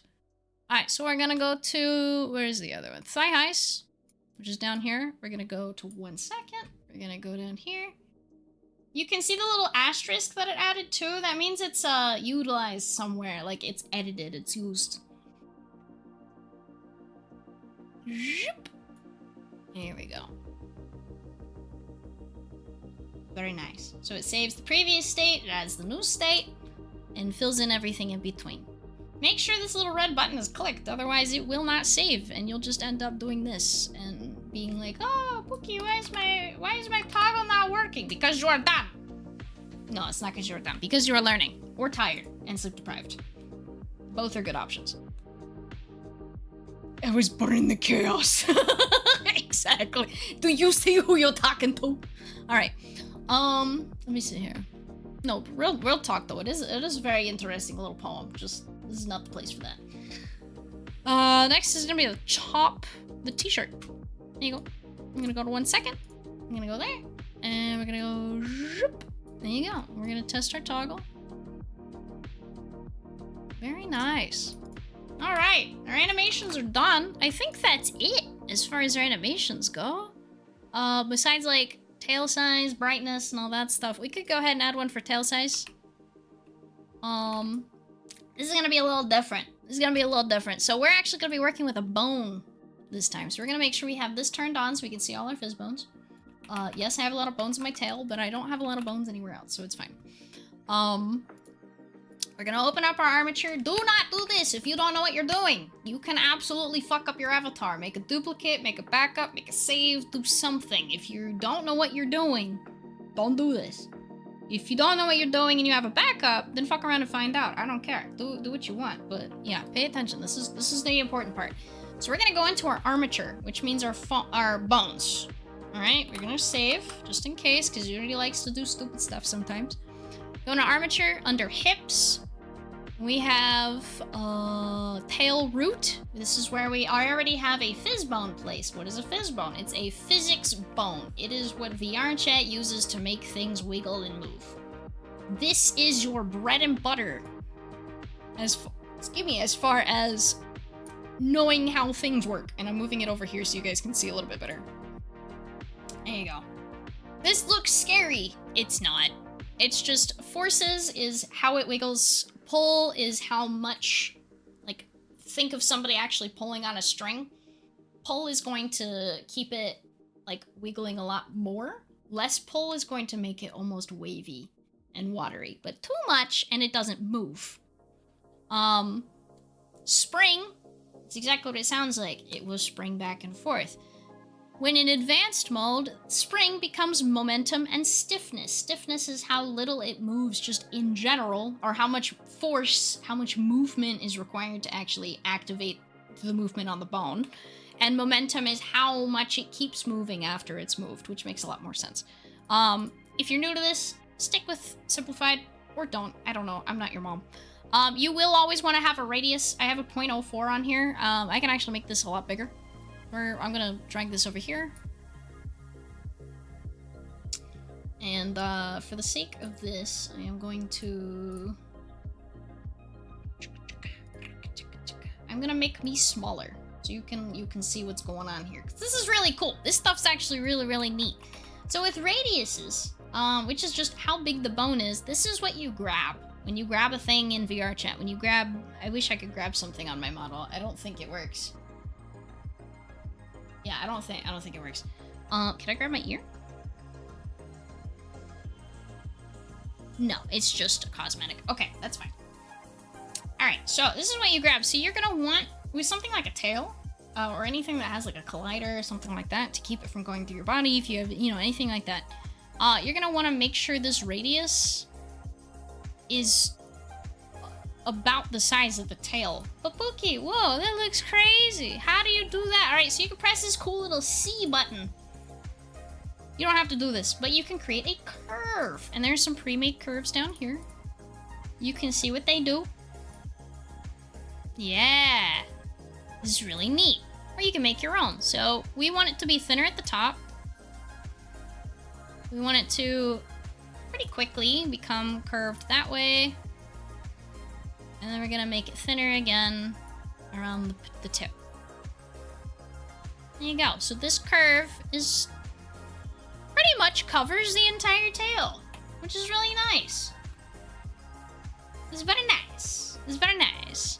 And you can turn on and off grabbing and posing. So like I have posing off because I don't want to accidentally grab my tail. I could turn it on. I'll probably turn it on. But since we're gonna animate the size of the tail, we are going to press the is animated toggle. I'm gonna show that over here as well, just in case. There's an is animated toggle. Right here, you click this little check mark. Only click that if you're going to animate the bone. Otherwise, it's heavy. It is a bit heavier. So don't touch that. But if you animate a bone and it's not moving, that's why. It's because you probably didn't click the is animated, or you moved the bone or moved to the fizz bone and it's not referencing anymore and it's yellow down in the animation. So for the sake of this, we're gonna go ahead and save. Okay, we're gonna click on the Foxo. All right, we're gonna keep everything visible. Open up this. We're gonna go to tail root. Okay. Custom tail size. We're gonna go to 1. Just like before, you can go to 5, you can go to whatever. And we want it to save the size of the tail. So we're gonna click, W makes it move. E makes it, where you can rotate it. And R is size. It's just those 3 buttons, W, E, R, in your QWERTY. You can grab the middle. And you can make a little tail. Yeah. Now, sometimes you can make things smaller and you'll need to move it outside of the body a little bit, but in this case, I don't have a lot of things. This is just for personal use, so I don't have a lot of stuff going on. But yeah. You can do the same thing with ears. You can do the same thing with any bone. You can do the same thing with anything. Or if you want to turn on and off a fizz bone, you can do that too. If I wanted to, I could make it to where when it's short, it wiggles. So I could like change these up here and it could animate that. Anything, as long as this is clicked is animated, anything on this fizz bone or other relating to this bone is gonna be animated, which is really, really nice. I'm an educational channel. Dude, this is normal for my Discord peeps. You guys know. Those of you who hang out in my Discord streams know that this is normal. I just don't do this in fucking Twitch as often, which I don't know why. But yeah, I hope you guys are learning quite a bit. I do enjoy this. So yeah, we have a custom tail size now. And you can do this on a toggle as well. You can do like on what's called a Boolean, which is a 0 or 1. We'll talk about that here in a minute. Actually, I'll go ahead and get into it now. There's 3 different things that we'll be using for our toggles and animations. There's a Boolean, which is just on or off, 1 or 0. State 1 and state 2. Is the fizz bone just the root? Yes, so, well, let me finish this real quick and then I'll answer that question. The second one is int, or integer, which is just, it's this option, or this option, or this option, or this option, or this option, and it's like static options, right? It's like a Boolean, but more. Okay? It's 0, 1, 2, 3, 4, and that's it, right? And so on and so forth. Then there's a float, which is 0 to 1, which is 0, 1, and everything in between, whether it's 0.6666564923, whatever, everything in between 0, 1, including 0 and 1. That is what we use for hue shifts.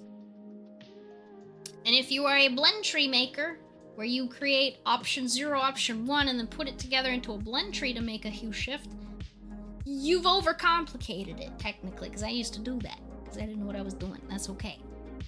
But you can absolutely just put it into the animation. It already counts it as a blend tree already for you. So like there's just like one extra step you have to do, and it's like 2 clicks. It's really easy.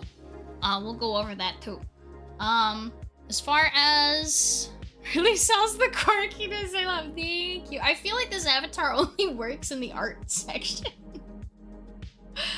Oh, I feel like this only works over here. Okay. Yeah, I'm gonna make myself a little bit bigger again so you guys can see my beautiful face. Fizz bone just the root. Alright, so fizz bones are a component.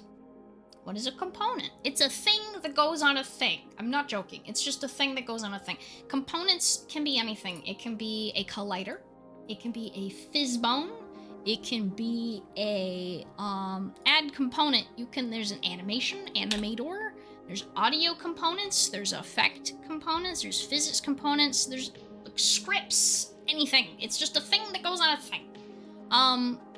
for the purpose of making avatars for VRChat or for VTubing like I have right now, there's really just a couple that you need to pay attention. It's just Fizzbones and Fizzbone colliders. And animators and stuff, but nowadays the SDK will already create that for you on your avatar.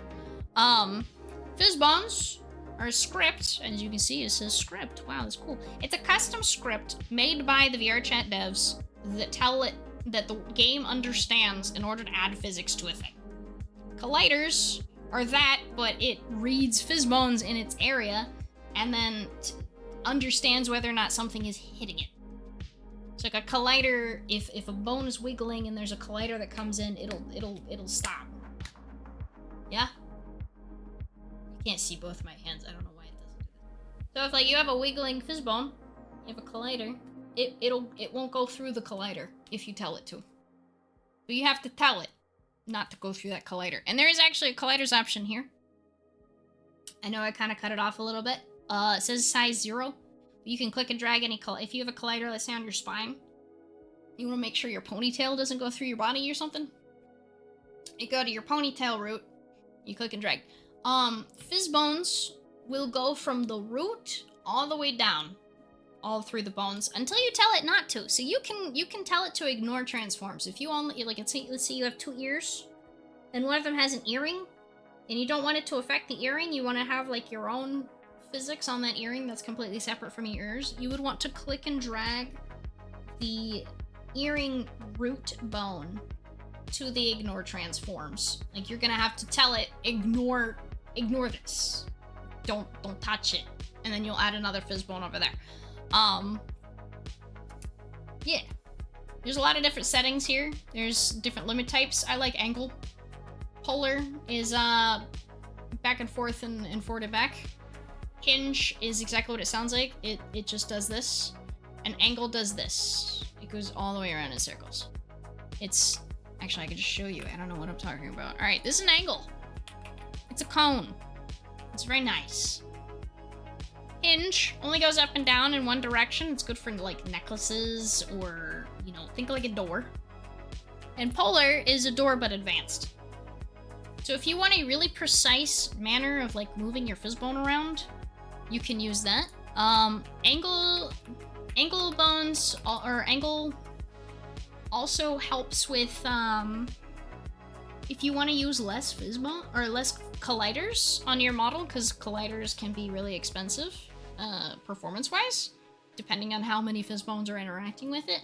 You can use this to kind of mitigate. So, like, I don't have to worry about putting colliders on my legs, because the limits on my tail are already going to keep it from hitting my leg, which is very nice. Hi, Putanak! Hello. I am, Queen Key? Hold on. My brain just, like, fried. I'm blinking slowly. You can't see because I can't blink. Knuckles Key? Who Knuckles? I don't know. Yeah, you guys figure it out. Dumb. Hi, Zingo. Oh my gosh. Nucky. Sure. Fuck it. I'm Nucky now. Alright. So that's my custom tail size. Everything else, the Hue Cyber, that's gonna come after I finish material work. I have quite a bit of material work to do, but I am going to, before I do anything else, I can go ahead and clear that. There's nothing important there. Okay. If you guys see errors or, like, import warnings, just read through them and make sure none of them are, like, terrible. If you clear it and they all go away, you're probably fine. A boba.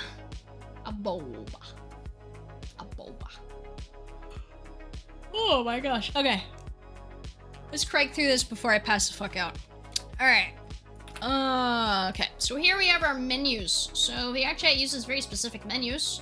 This is very nice. This allows you to edit your avatar on the go. You can turn on and off different clothing items. You can swap between outfits. You can change colors. You can do all sorts of stuff. This is the I'm changing my avatar in world part. And I've already gone through and done a lot of the animation here. I have my toggle on and off, all that kind of stuff. I used the Max MACS tool, which is very nice. It simplifies a lot of stuff, adds like little tags like this. I have bools for toggles because it's either on or it's off. You have ints for controllers, which is something more advanced than I'm doing, and I can explain that when we get there. And then I have floats for custom, and that's gonna be anything that has a radial, like anything hue changing, or, you know, I want to change my color, you know, my brightness level, or anything like that is gonna be a float. And we can set our defaults here, and we'll set our defaults here when we're done. The important thing is that all of the ones here that we're gonna have on our menus also needs to match the parameter sheet that VRChat reads. So this is the in-between. This is where it starts getting a little bit more complicated. There's 2 parameter sheets on every model, and this is where a lot of people get confused. One of them, Unity reads on a programmatic level. This is what these read. What are these? This is where all of your animations are actually put to work. So all the stuff we just did are just animations. It doesn't actually know what to do with it until I tell it what to do, right? So this is where we put in all our logic of if something here is on, then play this animation. I have it but backwards, which is really nice. You don't have to make it on and off. You can just play it backwards. I know that's hilarious. That only works with dissolves, by the way. But yeah, only problem is you could forget to put -1. But yeah.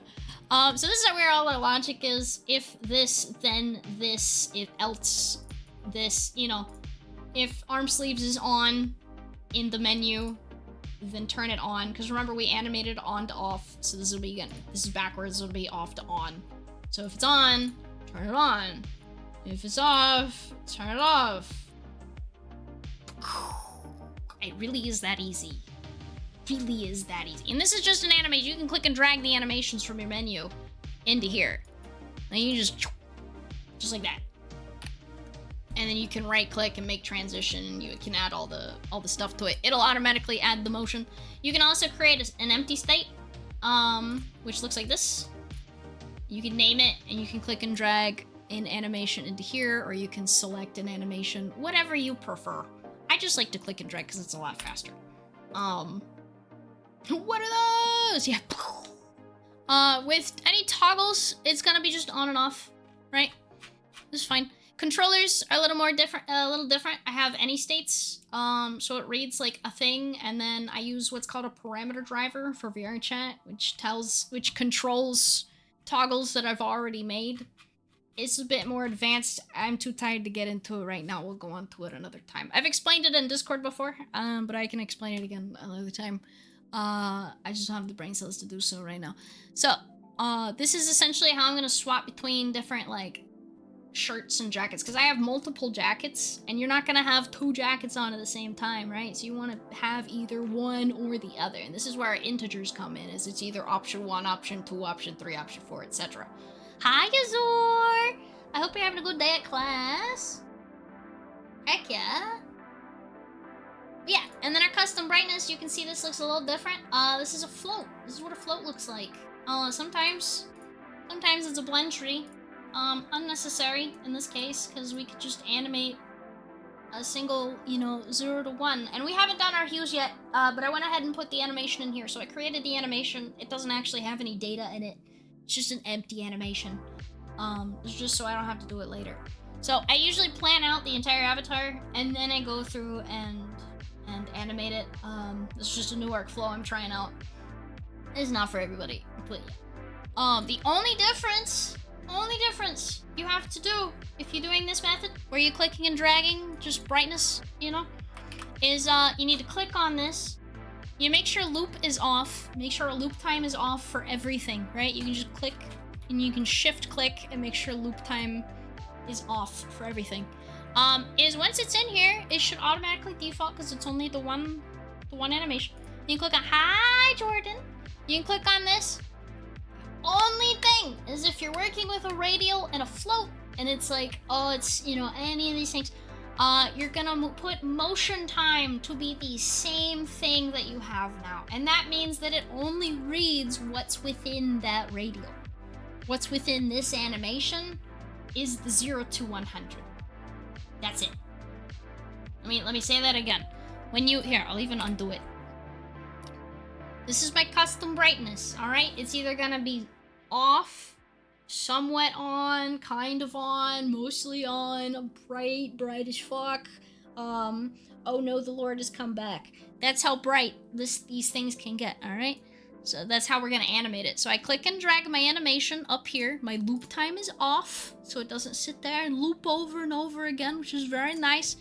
You click it, right? It automatically set it as the default, and that orange just means it's a default. You click it, you turn on motion time parameter, and then you make sure it says brightness, and it'll already tell you just the float values. So you have to make sure that in your parameter sheet, where you declare what is what. This is you saying, I want this, and I want this, and I want this.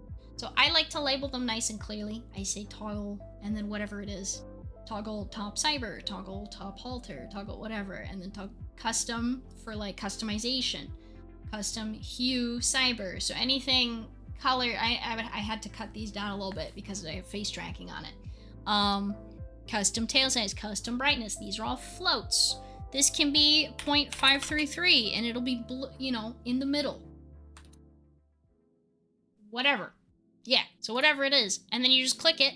You make sure the motion time is set to whatever float that is. Make sure it matches. You can name this whatever. You can call this Steve if you wanted. It doesn't actually matter. And then you're done. It's all done. So, once you have all of your stuff laid out, and I already do for most of this. I don't have my controllers finished because my brain is fried, and I'll do it later. Well, yeah. So the parameters is how your toggles actually are programmed. This is part of the Unity side, where your avatar is actually getting programmed. The other half is what VRChat sees, because VRChat is made in Unity, but it is not Unity, it is VRChat. It is a separate game. So what we have to do is we have to make sure we create, oops, not showing folder. We have to make sure we create VRChat avatars expression parameters. You can name it whatever you want. I've already made mine. And you have to make sure that anything you use is gonna be named the same. So I have a lot here because I'm using controllers. I have a lot of like individual tops and jacket toggles and all that stuff, but that's just gonna be used in the background for the programming side. As far as VRChat knows, all it knows is that there's like 5 jackets. It's an integer. Excellent. So yeah, this is what your menu reads, and you can see how many bits you have. If you have face tracking on your avatar, you only have about 90. Only have about 90 bits. Bools only use 1 bit, integers use multiple bits, and floats use like 13. So it's just bits being the amount of data that's put on your avatar, and only 256 bits are allocated per avatar from the game, so people don't go insane. Which is annoying. Sounds like a lot until you actually start doing a lot of toggles, and then it's not a lot. Is not a lot. VRChat, please add native face tracking, please. Oh my gosh, please. Okay. Yeah. So now we have this. We have our parameters. It's very nice, which is this, but dumbed down for VRChat's sake. Hi. And then we've got our main menu, which I've named CyberFoxO Main. You can have multiple menus, you can have sub-menus, you can have anything. This is gonna be our toggles. So when you're in-game, actually I can show you guys, hold on, I can show you guys. Oh boy. Alright, so, when you're in-game, this is your radial. Right? When you go in, there's different toggles. This makes you shinier. This apparently makes my butt bigger. This apparently makes my boobs bigger, but it's broken because this avatar is like 2 years old. Hi, Cater! So yeah, there's a, ragdoll system. There's ragdoll. Excellent. These are all add-ons for this particular avatar. Any toggles, anything that's like special for an avatar is gonna be in this green expressions menu. This is what we're programming. This is what we're making. Let me show you a bit of a better. There you go. Let me show you this one. There you go. Hi! I am Well Green. This one has clothes, accessories, hairstyles. You can take off the ears. You can take off the horns. You can see that one's a blend shape. Hair accessories, long hair, short hair. This is an example of an int, where you have either long hair or short hair or a ponytail. Yeah. It's very cute. They have Go Go Loco, they have hue shifts, you can change all the different hair colors and everything. It's very nice, it's very well done. I will be crediting this model in my credits page now that I've used it. Yeah, Well Green. We'll swap to this for now. Actually, we'll be this model real quick.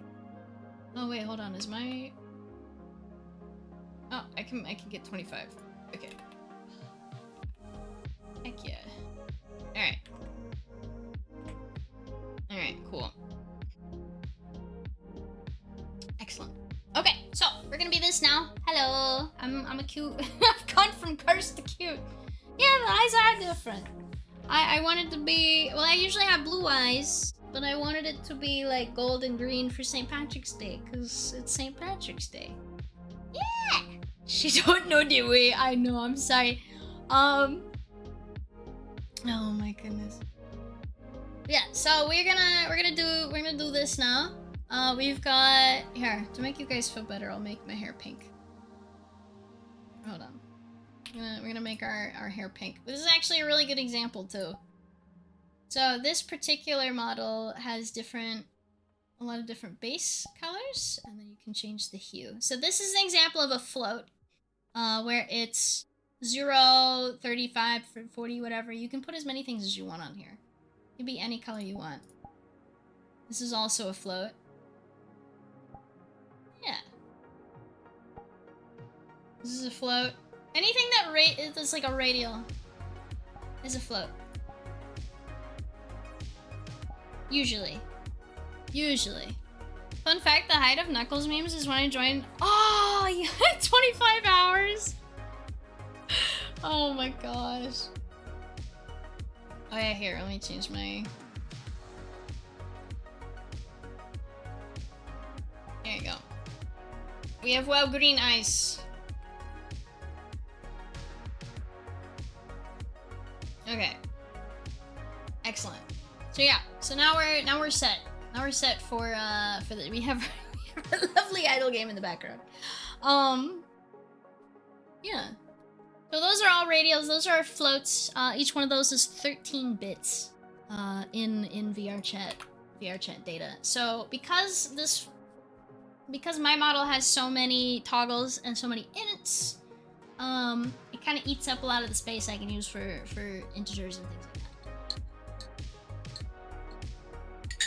Bulby screaming. Oh my goodness. Alright, so we're saving. So now we're gonna fit everything into our main. So I'm actually gonna pull up our parameters. I'm gonna stick this over here so I can kind of reference it. So we don't actually need the model yet. We kind of just need this. Yeah, hydrate. Oh, I'm almost out of water. I gotta go get more. I'll get some more here in a minute. All right, so this is our main. Oh fuck. Lock that so it stays. All right. So we got VRC emote. These three are default. You can ignore these. This is default. You don't have to touch these. Everything else I made. So everything from arm sleeves down is personal. I made that. I have a prefab, what's called a prefab, which is a pre-made thing for non-destructive editing for an avatar through VRC Fury and Jerry's face tracking. I have the face tracking add-on as a prefab, so that will automatically be added on as the model is like loaded and uploaded to the game.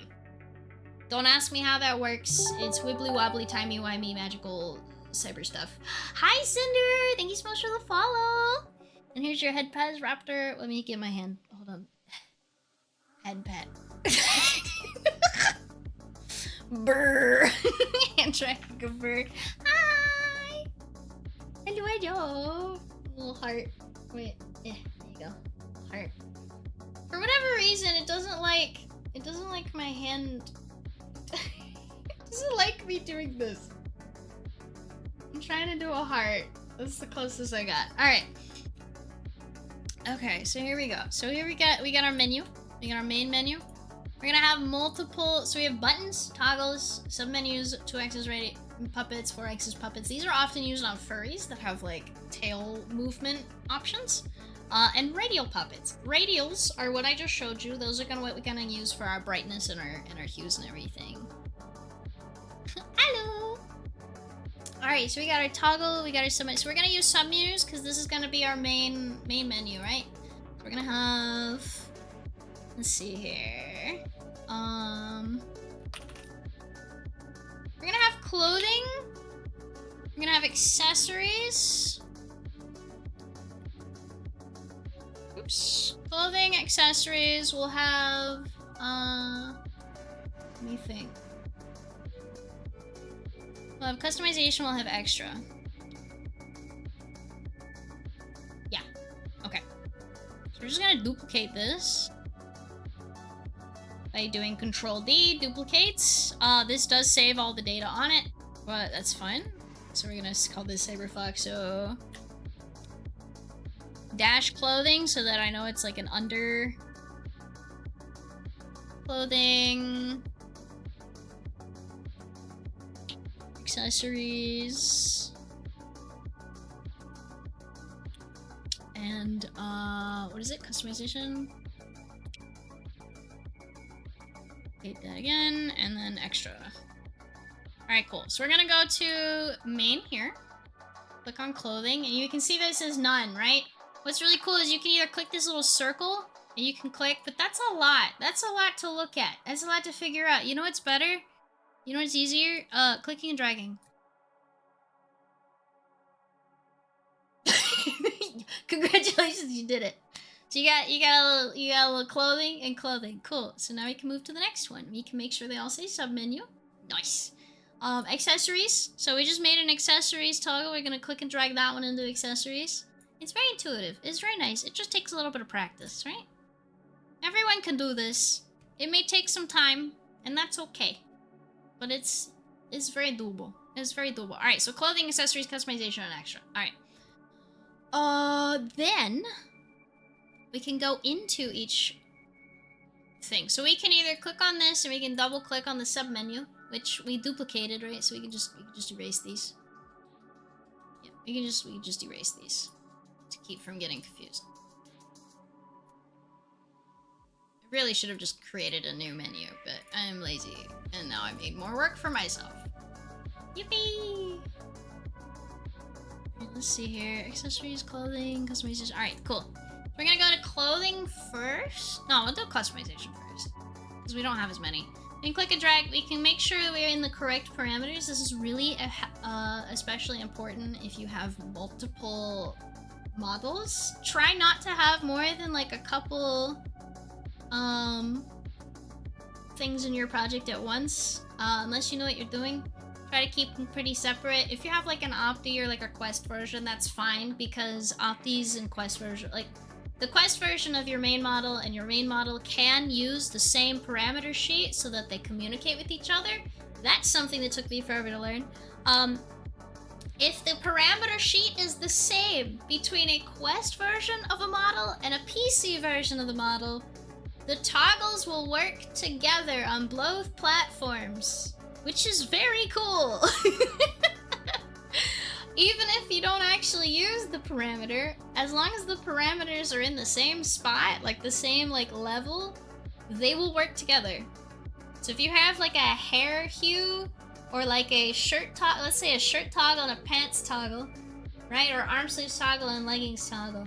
If you turn off your arm, if you use the same parameter sheet, if you turn off the shirt or the arm sleeves, on your PC version, you can do the same on your Quest version as long as your animations are connected to the same parameter.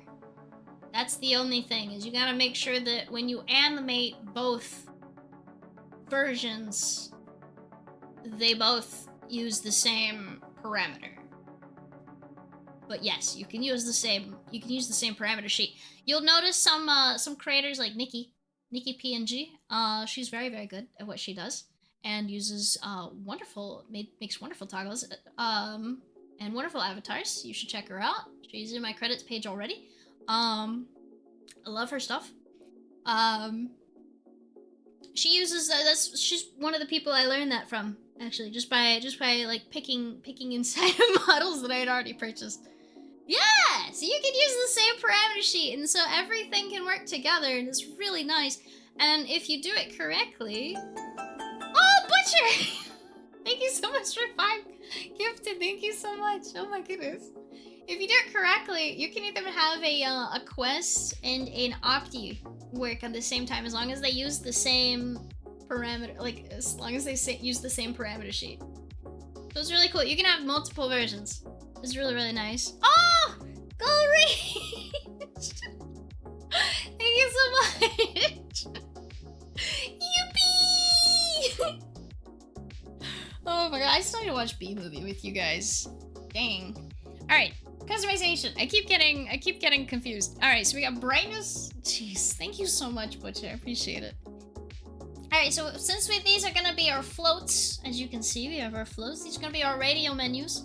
We're gonna make sure we set this to a radio puppet. You don't usually want to use buttons.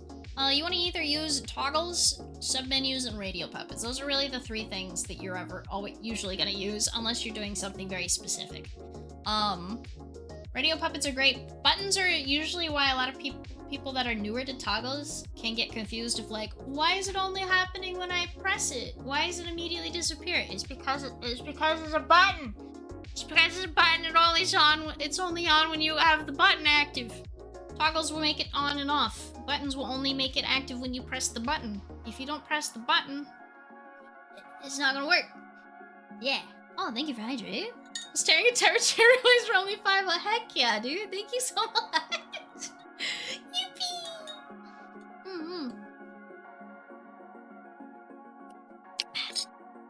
Thank you. Also, I love this method. I love having hands. So I can show you guys. Okay. So I use a radial puppet. And instead of the parameter, which is what we use for toggles, we're gonna use rotation, because we're gonna tell it that when it rotates around, not when it's activated, which is what parameter would do, but when it rotates around, what we're going to be editing. All right, so the first one, if we look over at our parameter sheet, we have custom brightness, custom hue, cyber, and custom tail size. So we're gonna add brightness as our first one. This is what's gonna be, the name is what goes on the menu. Okay, and you can add a texture, you can add an icon texture to all this. This is all cosmetic. They do need to be a certain size. You can find some on Booth, you can find some on Gumroad, you can find some on Payhip, you can find some on Jinxie. You can make your own. I think they also come with their own. If I search the word icon, yeah, there used to be. I don't know where they are now. Yeah, so we're gonna do rotation. We're gonna go down the bottom. We're gonna make sure we click brightness, custom brightness float, and that's it. It's connected. So as long as your animation and your logic is correct, as long as everything's good, this should work. So you can press the plus, you make another, it'll automatically create another of the same kind as what you just had, so radial puppet. If this was a toggle, it would automatically create another toggle. And you can see that it automatically took the next rotation, so you need to make sure you check that and set that as the cyber. Alright, so next is gonna be a cyber hue. But I want it to sound cool on the menu, so we're gonna call it Cybernetics Hue on the actual title. You can name this whatever. Like I said, you can name this Steve. It doesn't matter. You can call it Steve, and then you'll have a radial puppet that's called Steve that changes your hue cyber. Excuse me. Oh my goodness. Ah! Steve. So Cybernetics Hue, that's gonna be what changes the colors of our cybernetics. Tail size. And like I said, you want to make sure this is all pretty consistent on the back end, but as far as the front end, you can do whatever you want. It's all for funsies. Right? Tail size is gonna be our last one. And we make sure that this is empty, because we don't want anything to trigger by this, but we want the rotation. So what we would do is, if let's say we had on our tail size, we want to make sure that every time we edit this, the tail turns on. Then you can put the tail size here, and in parameter we would put toggle tail, so that when you activate that, it turns the tail on, and then it edits the size. But we don't want to do that, because that's unnecessary, honestly. John, exactly. Hi, Mitsug. How's it going, homie? So yeah, so we can do, we're done with our customization right now. We're done. So what we can do now is we can sit here and we can work on the clothing menus. What's cool too is you can make sub-menus inside of other sub-menus inside of other sub-menus. So let's say you have too many. This one's okay, that's a toggle. Just pretend it's a toggle. And you're like, oh no, because you can only have 8 controls in one menu because there's only so much space on a little circle. Let's say you have like 7 already. Yeah, you can change this to add more, by the way. Instead of just clicking this over and over and over again. You can make a sub-menu. You can make a new menu, you can click and drag that, and then you can just call it like an arrow. And then it'll take you to the next page, which is really just another sub-menu. And then you can just go back. Which is really cool. So I'll usually use that for if I ever have any like NSFW toggles, like underwear or anything like that, bodysuits, anything that might accidentally make you go nude or lewd without meaning to. I'll usually put on a second menu, so you don't actually accidentally toggle it on and off when you have a shirt. Ashway, thank you so much for 5. Oh my goodness. You guys are spoiling me today. Bonus. Exactly. If you want to toggle it on and off your bonus, you do it on you do it on the next page. Usually it's good practice to keep your NSFW stuff or your lewd stuff off and on. Weird, 5 o'clock you time to stream it. Yeah. Exactly. So yeah, that's just something cool. You can remove that now. Alright, so we're gonna refer to over here. So we're gonna have our controllers are what types we're gonna have, right? So we have a lot. This is gonna be a lot of menus. Actually, now that I'm thinking about this. You know what we're gonna do? Okay, we're gonna have sub-menus. We're gonna have so many sub-menus. Oh my gosh. We're gonna have jackets. I am so extra. Alright, we're gonna have jackets. We're gonna have a sub-menu for tops. We're gonna have tops and bottoms. Oh no. How many? Hold on. Oh.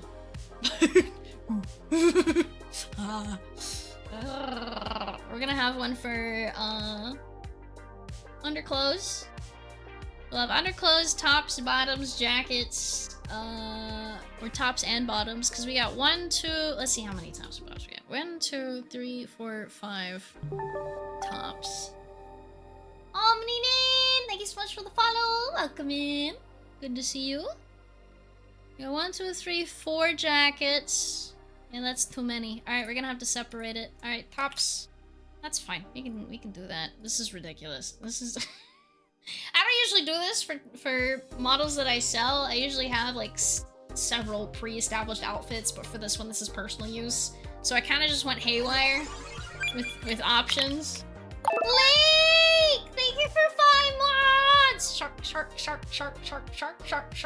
Tier 3, dude. Oh my gosh, thank you so much.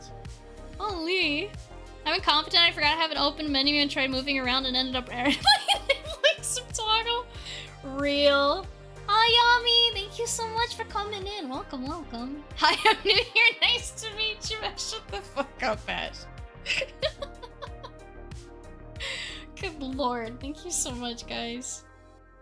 Oh my gosh. Hi. Alright, so we got tops, bottoms. We're gonna put underclothes last. And notice that it's in a separate menu. So that's really good. We got jackets, tops, bottoms, underclothes. Let me think. What else? Welcome, I'm new here. Hi, Sam. It's Dr. Ducky. Monowire claws. Alright, so we do have monowire claws, and all that kind of stuff. That's gonna be really cool. Alright, thigh highs, waist harness, jogging panties, pants. Is that it? Tops, pants, panties. Tops, bottoms, underclothes. I guess so. Hobby. Good lord. Oh no. Alright, I'm gonna add my accessories in here instead. Add accessories here. So we're gonna go beep. Just like that. Just like that. And this is empty. So I can actually just... Oh, that's too many. Delete. Alright, so this one's gonna be... jackets. I'm just double clicking to rename them. Jackets, tops, here we go. And for those of you trying to take notes, all of my VODs do stay on the channel, and they will also go onto YouTube within a certain amount of time. So if you want to watch this over and over again, you are more than welcome to do so, and are encouraged to. I've noticed there's a bit of a lack of tutorials that are modern, so if I help at all, I hope I do. I hope this helps. So yeah, you're welcome. And if this doesn't help you at all, well, I'm sorry. Make your own models. Yeah. Because it's actually, it's pretty intuitive. Like, once you learn kind of like the workflow of what you're doing, you can figure out a lot of it. Accessories, bottoms, tops, jackets. I think that's it. Is that all I need? Clothings. Alright, hold on. Jackets. Click and drag. Tops. We got bottoms. We're gonna click and drag. Accessory. Underclothes. That's what it was.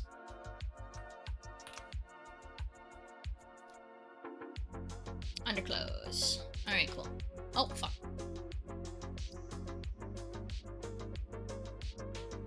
Perfect. Alright, there we go. Clothing. Underclothes. Make sure that's the right menu. Yes, that's good. And then we'll do accessories.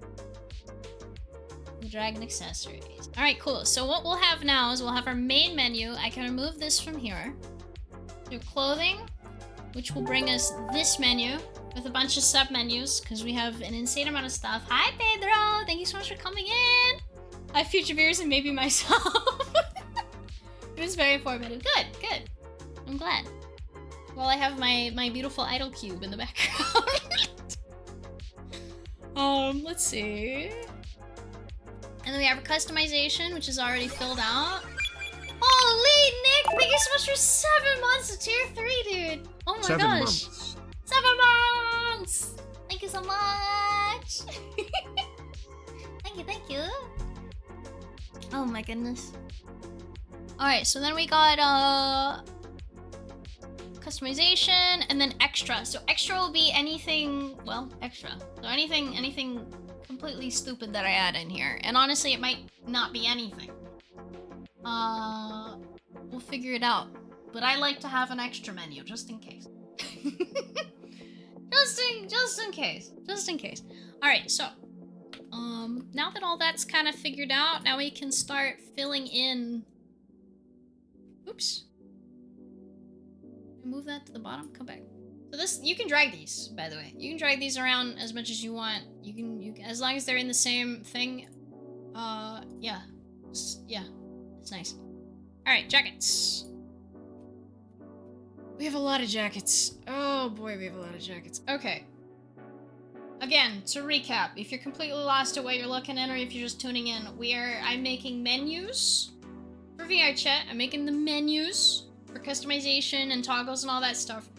Here, we have our Unity, like, programming stuff. You can ignore what's over here right now. It's unimportant. We're not working on that right now. We're working on the using parameters as a reference to know what to put in here, because I have too many items on this avatar. Over here is the VR chat parameters. This and this have to match, or at least what is used here. has to match what is used here in naming. Like in nomenclature or whatever it's called. So if this is called controller pants, then this one also needs to be called controller pants, capitalized and everything. If you have something that's not working, check that first. Make sure it is the same type. Integer, bool, float, whatever. Okay, it's an integer, it's an integer. Make sure it's labeled the same. Make sure there's not like a weird space after it or something like that. And then you can go in and try working with like your logic and seeing what's funky over there and all that stuff. It's very nice. This is advanced spelling errors and Boolean stringing. Yes. My fellow programmers, you are with me in this, because you know you know the struggle. You know the struggle of what happens here. Alright, so we've got controller jacket. Sedge. No. Alright. Yeah, I've got a lot on my screen right now. This has got to be really intimidating. I apologize to anybody who's like, first time kind of thing. Alright, these are my menus. This is the actual back end part of a menu. We've got jackets, so we're gonna add, instead of sub-menus this time, we're gonna add toggles. This is gonna be on or off. I failed CS, does that count? My man! Me too, and now I'm a VTuber. That's not easy. Alright, so since we're gonna be using controllers, this is a lot easier once the controllers are actually done, but I didn't do them yet, so we're skipping that part. Just hang with me. Refer to video 2 and then come back to video 1. Alright, so we have controller jacket, which is an integer. It's gonna be one of the pre-established jackets. Okay, so we're gonna go, or actually aren't gonna completely ignore this, because I did go ahead and line these out. We have comfy, hooded crop jacket, a tactical jacket, a tech jacket, and no jacket. No jacket is important because we want to have an option where we don't have a jacket. Inside of here are parameter drivers. Tactical, tech, and then no jacket. If you don't know what a parameter driver is, refer to video 2 and then come back. This is video 1.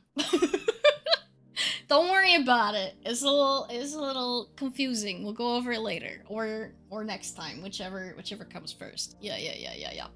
All you have to know is we have already programmed each jacket to be. We've already animated each jacket turning on and off, and we've connected it to each of these states. Okay, this is powered by an integer controller. So when value is 0, it's already programmed. When controller jacket equals 0, then go to comfy. When controller jacket equals 1, then go to the hooded crop. And these are already pre-animated in other layers, so it's just referencing. We're referencing references. It's great. It's wonderful. Everything's a reference. Once you understand that everything is a reference, everything will be okay. I promise. It won't be, but just pretend. Is statements. Yippee! Alright, so this one's gonna be our comfy jacket. Comfy jacket. And we'll have different little pictures and stuff later. It's all stuff referential. Bookie. Yeah, the math is mathing. Alright? The math is mathing. Don't worry too much about it. Math is mathing. Alright, so we got comfy jacket toggle. So when the value is 0, as we've programmed it, so in our menu, referencing, if it's 0, or when this is toggled, when this button is toggled, controller jacket is 0. So it's gonna go and become a comfy jacket. Alright. The next one, I'm gonna call it a hooded crop jacket. So, this is a toggle. When this is toggled on, it's going to make controller jacket is gonna set to 1. So what happens when controller jacket is set to 1? It goes to the hooded crop, and it turns that on, because we told it to. It's very nice. It is really that simple. Everything's just kind of like a line. We're sending the game information, and then the game is talking to its inner workings in Unity that we've established, and then it's like, oh, okay, cool. Here you go. This is what you asked for. And And if you do it wrong, then it's still gonna return what you asked it to, even if it may not be what you want it to. What if the jacket gets chilly, then you put on 2 jackets? No, you don't put 2 jackets on. Alright, so the next one, we're gonna do a tactical jacket.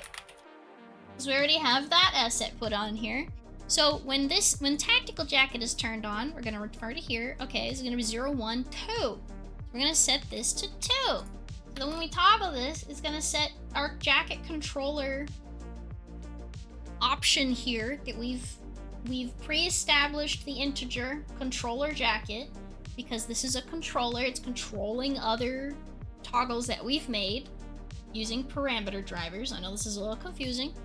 And when the controller jacket integer is on, then it will turn on whatever we've told it to. The next would be, and it always starts at 0. It doesn't start at 1, it starts at 0, because programming.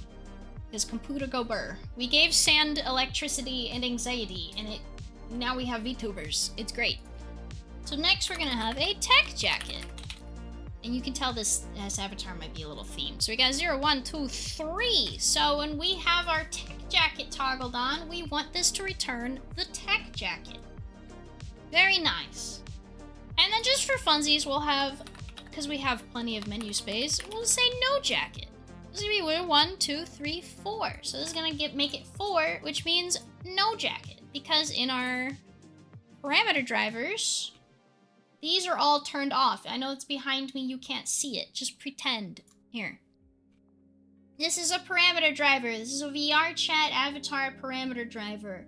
Essentially, you can set, add, random, or copy. This is very cool. You can set random, copy things. You can set whatever thing you want. Any of these parameters that we've established, right? You can take this is just manipulating those parameters, right? That's all the layers is just manipulating the parameters that we've established. So we establish parameters. We tell the computer what we want to do with those parameters in the layers panel. And then we use the menus to control what we told it to do in the layers panel. So everything just kind of talks to each other, and it works. It's cool. I don't know. Computers are cool as shit, dude. So yeah, so you have no jacket. So no jacket, if you look carefully, or if you look here, everything's turned off. Now, what's cool is you can have multiple options here too. So if I wanted all the jackets to be turned on, I could just set all these here so that even though it says no jacket, it doesn't actually know what no jacket means. It just knows what data I put into it, right? So if I have no jacket, but it turns on all the jackets, then whenever I say, hey, no jacket, it gives the computer a 4 for this parameter. And from any state to a controller jacket, if that equals, I know it's kind of hard to see here, if that equals 4, it's going to return no jacket. And what's inside no jacket? All the jackets! And now you can see how technical errors work. Yeah, so it's kind of funny. So you can turn on multiple of these. I've used this to have like hair up and hair down hairstyles. I've used this for like if I want top ears and bottom ears, if I want, all sorts of stuff. If I want like some earrings but not other earrings, you can do anything with parameter drivers. They're very powerful. They're especially good for like combining different outfits and stuff. It's very, very neat. It's very, very neat. They're very fun. They do take a little getting used to, like figuring out how to set them up, but they're very, very nice. Let's see here. Now that you've like listened to me rant about jackets for a minute. All right, so we got comfy jacket is 0, hooded crop jacket is 1, tactical jacket is 2, tech jacket is 3, and no jacket is 4. All right, cool. So once we put in all our stuff over here, like make sure all these are set over here, which this should work. Honestly, the jacket should work. So let's test it, shall we? Before we even finish the rest of it, we're gonna test it. We're gonna make sure that this works accordingly, and if it doesn't, we'll cry. I'm just kidding. We'll only cry a little. It'll be great. Alright, so we're gonna make sure we have our gesture manager in our project. If you have no idea what this is and you came in halfway through, we use a magical thing called the VR Chat Creator Companion, which you can get for free You can manage a project. It's very nice. And you can add... Oh, Boyami has an update. Fuck it. Yeah, sure. Why not? Don't usually do this. Don't update while you're working on stuff. But I know what I'm doing. So, it probably won't break. It'll be fine. It's just a shader update. And VRC Fury has an update too. Oh, it's so nice. Oh my goodness. All right. This is beautiful. This is wonderful. Back in the day, we used to have to sit and click and drag Unity packages, which is just, you know, essentially zip files for Unity. That's literally all it is. It's a zip file. Irresponsible updating. Don't call me out. Listen. Listen here. All right. We used to have to click and drag individually every single Unity package file we wanted to use, whether it was a shader or an add-on or a tool or whatever. We had to click and drag them. We had to go find them on our computer and drag it on here, which could get really annoying and you can forget things and it takes a very long time. Now we have the wonderful thing that is the VRChat Creator Companion, where everything is put together into nice repositories. So all you have to do is just click the plus button. And it adds it to your project automatically, and then tells you if there's an update, and it's very cool. Thank you for the lucky shot. But yeah, so if you have, I highly recommend you use this. It's very nice. Unity 2022. It does support 2019, but like, just don't. Use 2022. So, I have face tracking, so I added the VRC, FT, Jerry's templates, repository. You can get a lot of these in my Discord as well. I have forums where you can find special tools and things like that. You can find my Discord and all my links down below, or you can do exclamation point Discord if you'd like to do that. Let's see here. Yeah, so we have VRC Fury, which is what allows us to use like face tracking prefabs and all that kind of stuff. Pumpkin's avatar tools is when I absolutely fuck up and I want to cry and I need to transfer things from one version to another. Poyami Toon Shader is the shader that we're using, so this is really, really nice and it's free. There's a pro version. It is not free, but this one's free. Is very good. It's very good. Is nice. Is what we're using. At home computer. Thanks so much for the follow. Welcome in.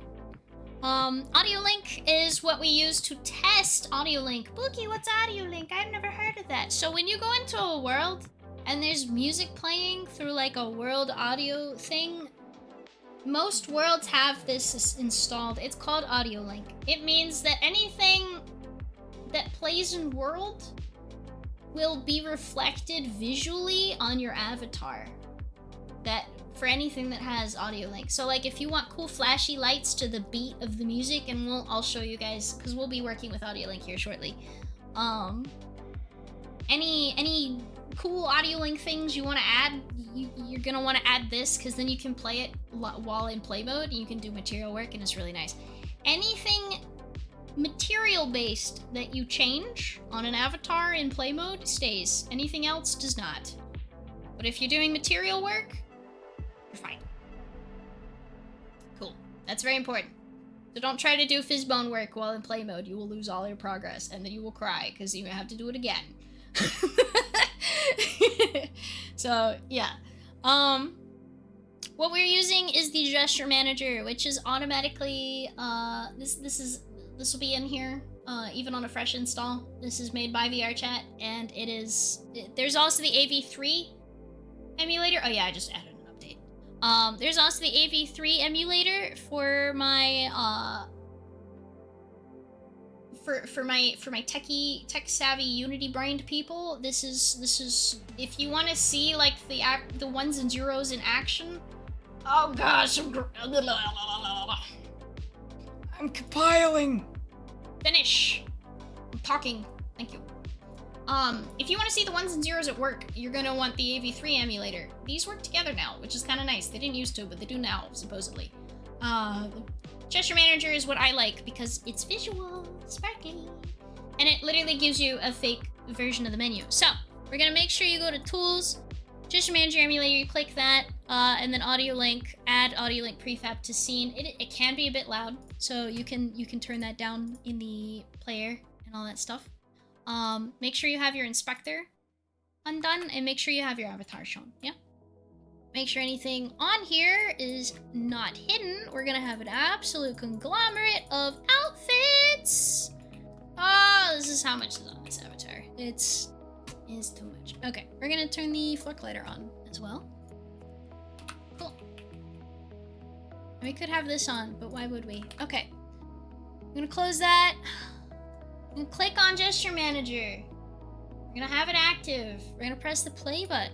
It's gonna be very nice. It's gonna say here the VRC Fury thing, because I have face tracking on here. It's gonna go to game. You're gonna want to go to scene. And you can see that I don't have any clothes on, but it's fine because we're like way out here. Don't worry about it. Don't worry about it. Don't worry about it. Shh. Don't worry about it. Alright, tops. Oh, right, jackets. Actually, this is pretty cool. Alright, hold on. Yeah, we have pasties on. It's fine. There you go. We'll just adjust. Free the purple. Listen, it's a furry. There's nothing there. It's just fur. I made this texture. There's nothing there, but just for the sake of Twitch. Yes. We have a comfy jacket, and you can see here. Hold on, let me just come around the back. There we go. All right, come around the back. We got comfy jacket. Let me move this over here so you guys can see it. I have too many overlays. Good lord. Okay, comfy jacket, hooded crop jacket. It turns the other one off, turns that one on. Tactical jacket. Tech jacket. No jacket. Hooded crop. This one? No, this one. Actually, this one. Nope, no jacket. This one, this one, this one, this one. Yeah, you can see how this works. It's very cool. It's very cool. And now you have if statements. Now you've successfully used an integer to create options. So you don't have clothes overlapping anymore. You can pre-plan your outfits so that if you have like 3 pairs of pants, you can either have one on or the next one or the next one. And it's really, really cool. So you don't have to sit there and like turn one on and turn one off. It does it for you, as you can see. And we have cool dissolves. So it's very nice. Ta-da. Or don't have one. Yeah, or don't have one. And you can admire my beautiful texture work because I made this. And it's bright as fuck. On purpose. Alright, so you turn that off. Obviously, it goes back to normal. So the reason we were naked and we didn't have anything on, is because in our parameters, we didn't set our defaults because we are stupid poo-poo heads. So what we gotta do now is we gotta go in here and we gotta set our defaults, which is actually really easy. You just toggle that on. Congratulations. Bools are on or off. It's either on or it's off. It's on. Now I'll have a body. I don't know what happened to my hair though. I got nothing on that one. Oh wait, probably my Unity. So remember how I said that these need to match the ones in here? Remember how I said that the Unity parameters need to match over here? Yes, I know these are not being used. I say she's smart but also small brain. Correct. I am very small brain. As if Blender is your brain while your brain is in a blender all at once. Correct. Yeah, so when you don't, if you have an avatar, I forgot to cover this because I'm smooth brain. I'm also way past my bedtime, but I don't care. If you have an avatar that either loads in naked or starts out naked, odds are your defaults are not set correctly. This is a perfect example of that.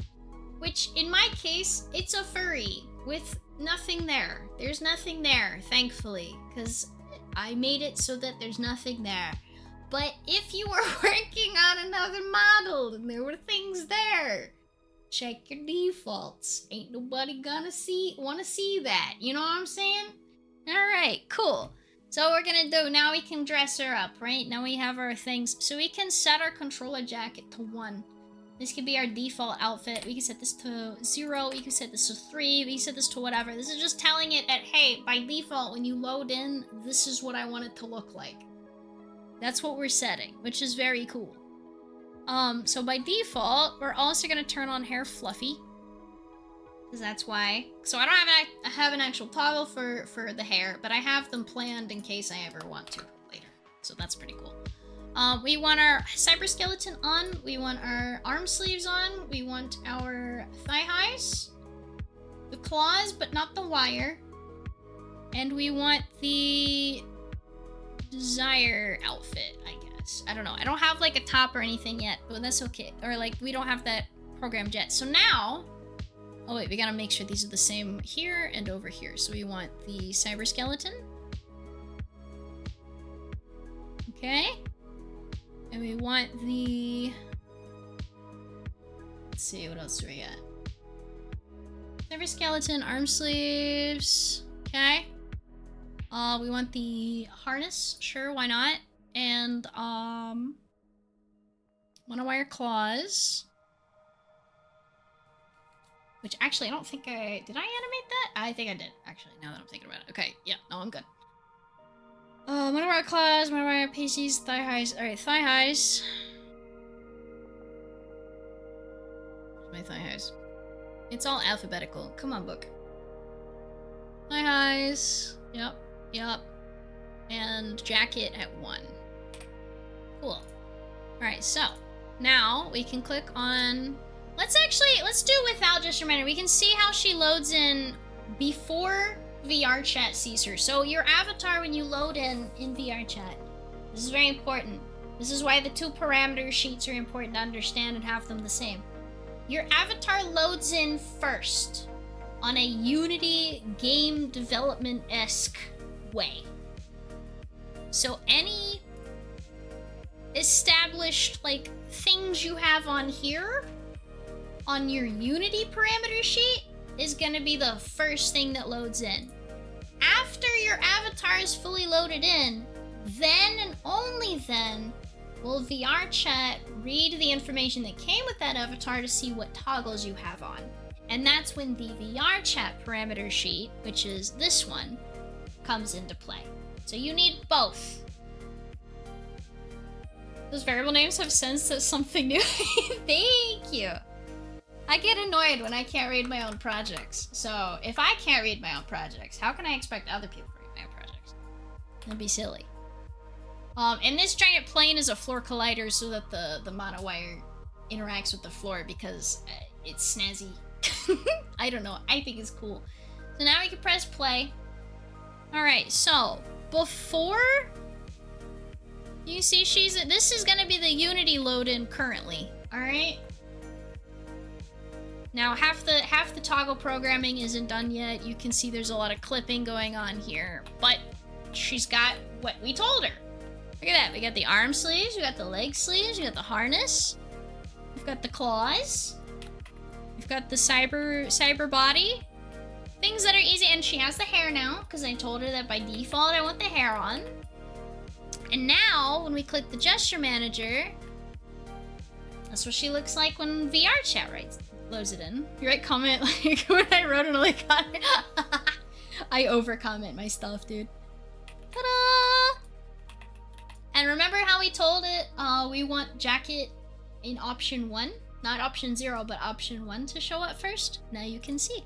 So you can go into jacket. This would be 0, but we told it 1, so it has this. And these are the other jackets that we have, and they will automatically turn off the other jackets, which is very nice. Eventually I will also have what's called a full body dissolve, which is everything goes invisible. It's what I showed you guys earlier. It's this, but on everything. And what's really cool too with the parameter driver is if I here, let me drag this back over here again. If I unselect whatever option I have selected, it will default to 0. So if you have no jacket set as like jacket equals 0, like controller jacket is 0, unclicking this will automatically put it to no jacket, which is very cool. But it will automatically touch anything, which I might do. I might actually do just so like no jacket is default, at least for jackets. But yeah, There's a lot of weight painting issues here, and I don't have fizz bones on a lot of this stuff, but you can see fizz bones for the tail. Remember what I said earlier about the limiters? Helps a lot as well. So what you can do now is we can test our other one that we did. Oh, we didn't add it to the menu. Oh, I thought we did. Wait, no, customization. Tail size. Zoop. Here, so you guys can see.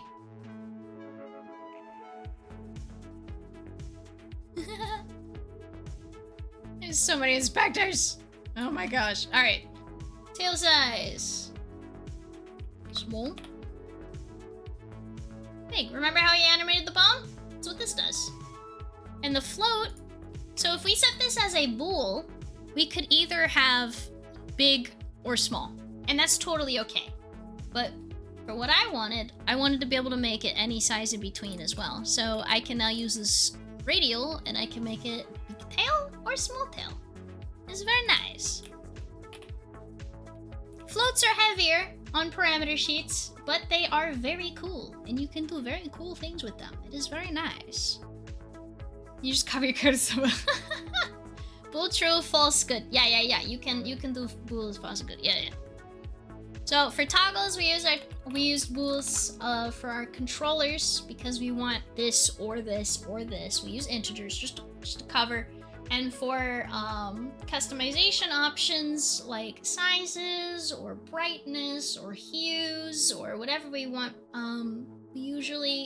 I usually use floats, but you can use other options too.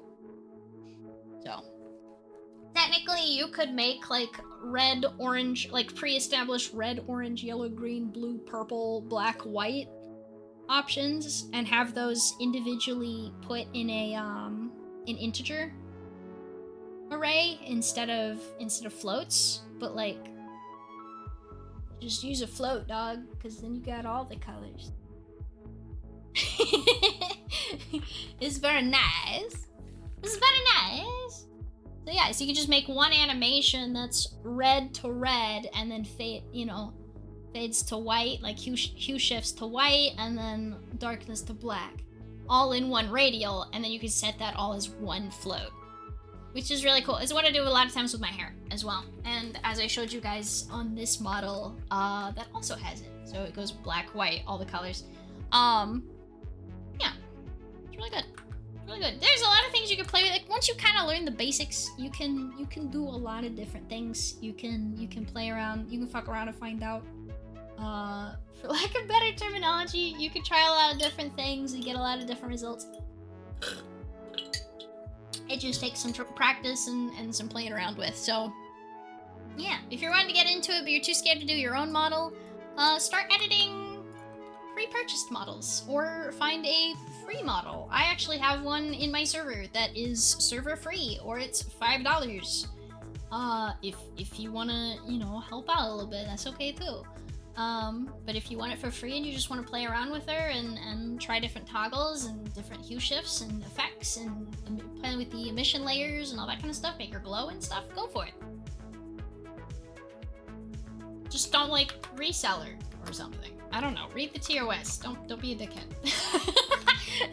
That's about it. That's all I ask for. I do have several on my store. If you guys like the kind of work that I do, and you want to buy a pre-made avatar, or keep an eye out on work in progress, I also have a Discord. So I have 3 storefronts, and I have a Discord where you guys can purchase models. I did not make this one. I just think she's super cute, and I love supporting my fellow creators. So you'll be able to find her in my credits page soon. Yeah. Thank you, Minato. So yeah, you can check those out. You can see all my stuff. Shameless plug, dude. I do this. This is what I do. I VTube and I make models. What a life, right? Crazy. Yeah. So yeah. All right. So what we're gonna keep doing is we're gonna keep doing the tops. I guess we could do. Yeah, we can do tops. Do the tops. I gotta figure out what I'm doing for the tops here.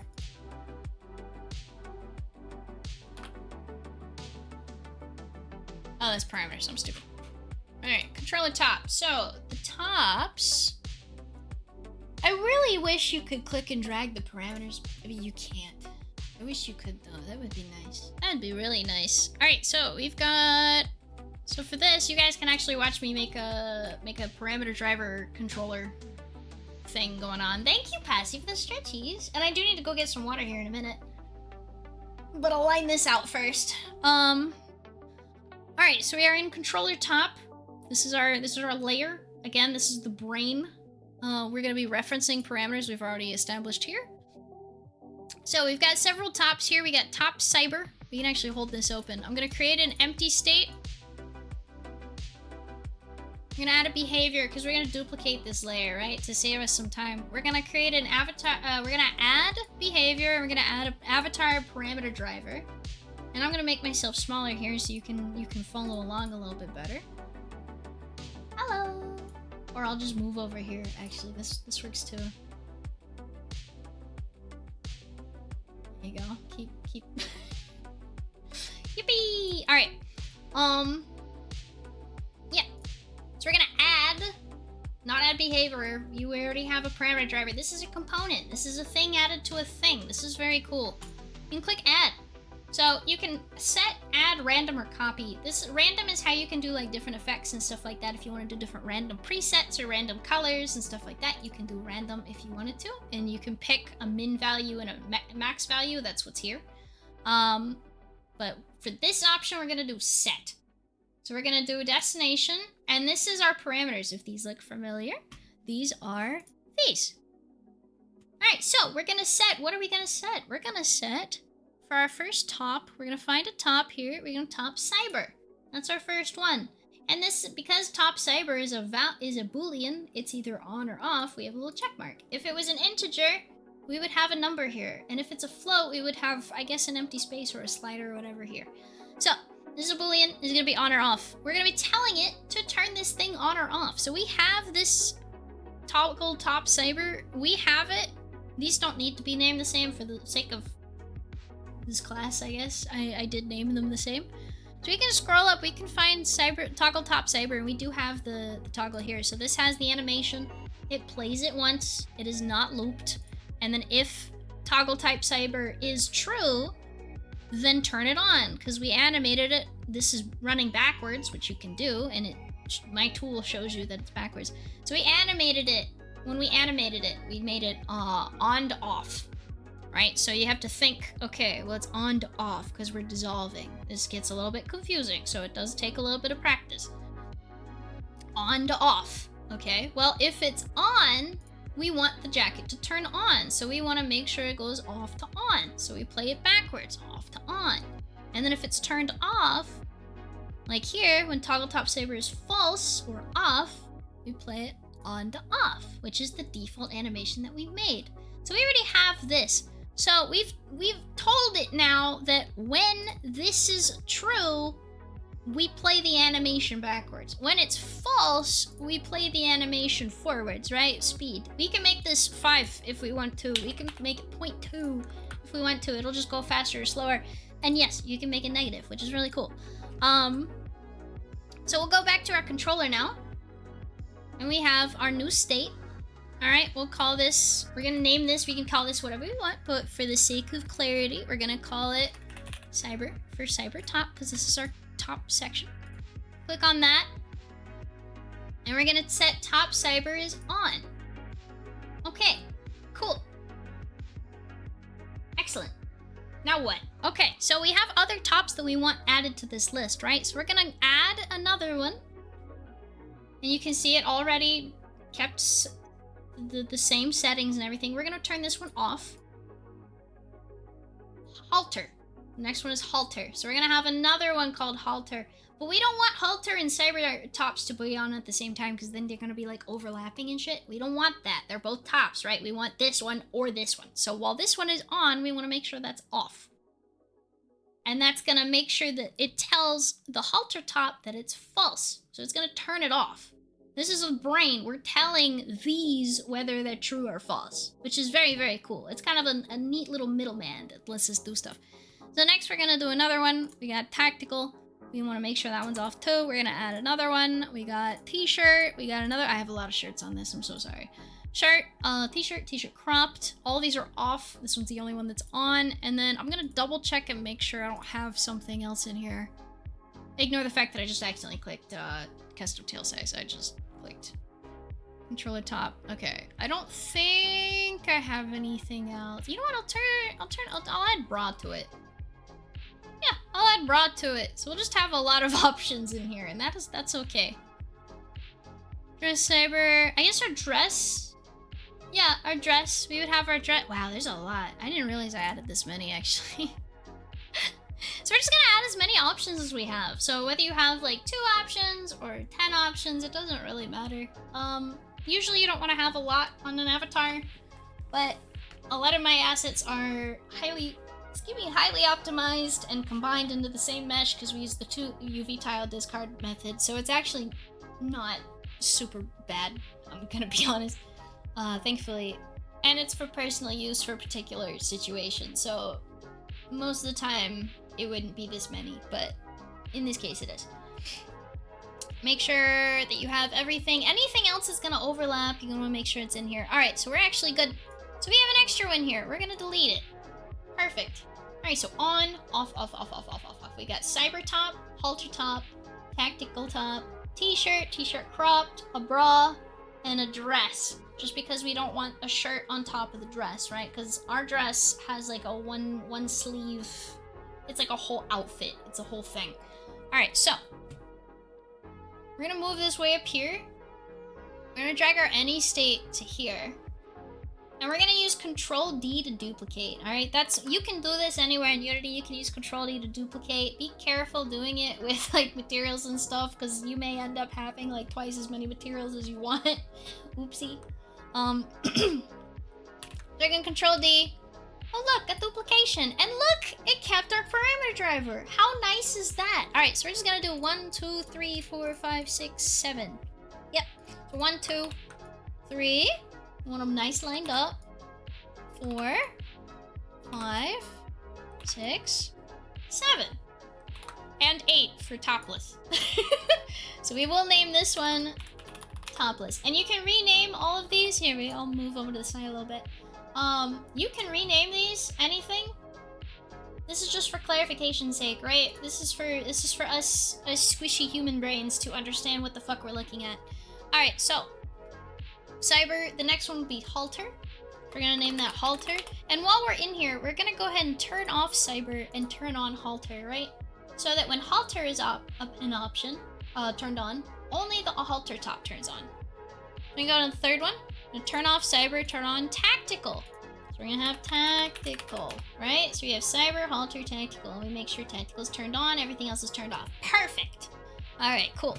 We're gonna go to the next one. It's gonna be t-shirt. So we do have 2 t-shirts. So I could have named this a little bit better, but I didn't. So oh well.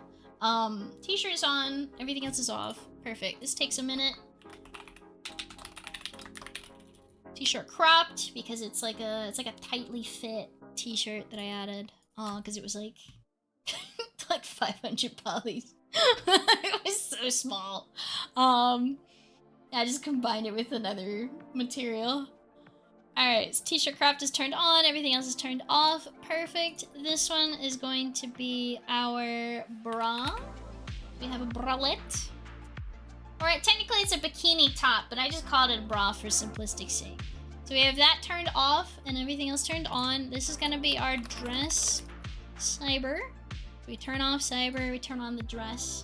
Perfect. And then topless, we wanna make sure nothing is on. Right? We have no top. No top. No bitches, no money, no top. Alright. So this is the cool part. This is where we tell it what is what. So we can now select all these, we can move them over for the sake of space. Alright, so I'm gonna click on any state, and this is what's going to allow it to change from thing to thing, regardless of which state it's in. Alright, and this actually makes our life really, really easy, because without this any state, we would have to sit here and do so many if statements, or statements, and all that stuff. So any state, this is what will default. It'll default to the cyber, which means cyber will turn on, which means it'll tell this, hey, it's true, and then the animation will play backwards, and your shirt will turn on, because that's what we told it to do! It's very cool! Alright, so, you can go into any state, and it'll constantly be reading for... It'll remember this, which is nice. So we're gonna right-click, and make transition. We're gonna have this nice little arrow following us around. We're gonna click on cyber, because even though this is default, we still want to be able to go back to cyber later, right? So this is what turns on by default, but we want to be able to go back to it later. So we're gonna keep this here, and you can see my tool says ignored. Again, the tool is Max, M-A-C-S. It is a very helpful tool, especially if you're gonna be making toggles a lot. It's definitely worth. I think it was like 10, 20 bucks, somewhere in there. Yeah. So conditions. So this is where we tell it if this, then this. So we're gonna press the little plus button. It defaults to the first one in the alphabet, which is toggle arm sleeves. We're gonna go down to controller top, because the controller is what we're working in right now, and that's what we're gonna use for our menu toggles. Because we're gonna be directly interacting with controller top on the front end, on the menus, and so then it's gonna control all the other ones in the back. So, controller top equals 0, because it's an integer, right? And you can set this to other things too, depending on what you're doing, but for the sake of what we're doing, this is how we do it. Controller tops equals 0, because remember we start at 0, not at 1. Then cyber will turn on. Cool. Okay. We're done. Now we make another transition to halter. If controller top equals 1, then turn on halter, and it'll go and do the thing that we told it to. It'll read the parameter driver, it'll turn on the stuff. Alright, cool. Right click on tactical, click the arrow, so it's blue, so this is the one we're editing. Click add a condition, go down to controller top, because that's what we're working with on the front end. If that equals 0, 1, 2, then we'll turn the tactical top on. It's very nice. We just keep doing this, all right? If you see this menu, you've just like clicked out here, and that's fine. Make transition t-shirt. Now remember, very important, do not have any animations in these, all right? Your animations should have already been created on other layers. So this layer is controlling other layers, and then those layers have your animations. This one, these are just empties that have parameter drivers, okay? Just because my brain got that confused earlier. Tosiek does. Thank you so much for the follow. Or does? Yes? Tosiek. I like it. It's a cool name. Thank you so much for the follow. Welcome in. Alright, so we have an empty. We're gonna add this when controller top 0, 1, 2, 3 equals 3, then it'll turn on our t-shirt. We just keep doing this down the line forever and ever and ever, and we never leave Unity, and we're stuck here forever, and we love it here. We love Unity. We don't need to do anything else ever. We can just live in Unity forever. It's who needs anything else? It is fine. I don't need sleep. I need Unity and more shirts. Ah! It's fine. It's great. Alright, equals 0, 1, 2, 3, 4, 5, 6. 6? Is that right? 6? Wait. 5? 6. Okay, yeah. And then topless is gonna be top equals 7. Ta-da! We love Unity! Yay! We switch if. Alright, so you make sure using this tool you can actually see whether things are 0, 1, 2, 3, 4, 5, 6, 7, which is really nice. Otherwise you'll have to go through. Oh, wait, hold on. You can hold Alt! It'll tell you how nice. Okay, So yeah, you can go through, make sure all these are correct. You can just click through them nicely. Alright, cool. So, now that we have our tops, we can make sure our menu is correct. So we don't actually have anything in our menu right now. So we can do that. We can go into... Thank you, being sister, of course! I'm gonna see some cooking. Heck yeah. We cooking. We cooking.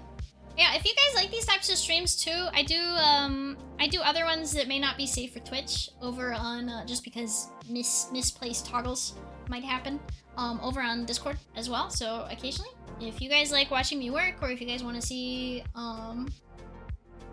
like progress and stuff like that, go ahead and consider joining. We'd love to have you. Yeah, you can share your own projects and stuff like that. It's very nice. Yeah.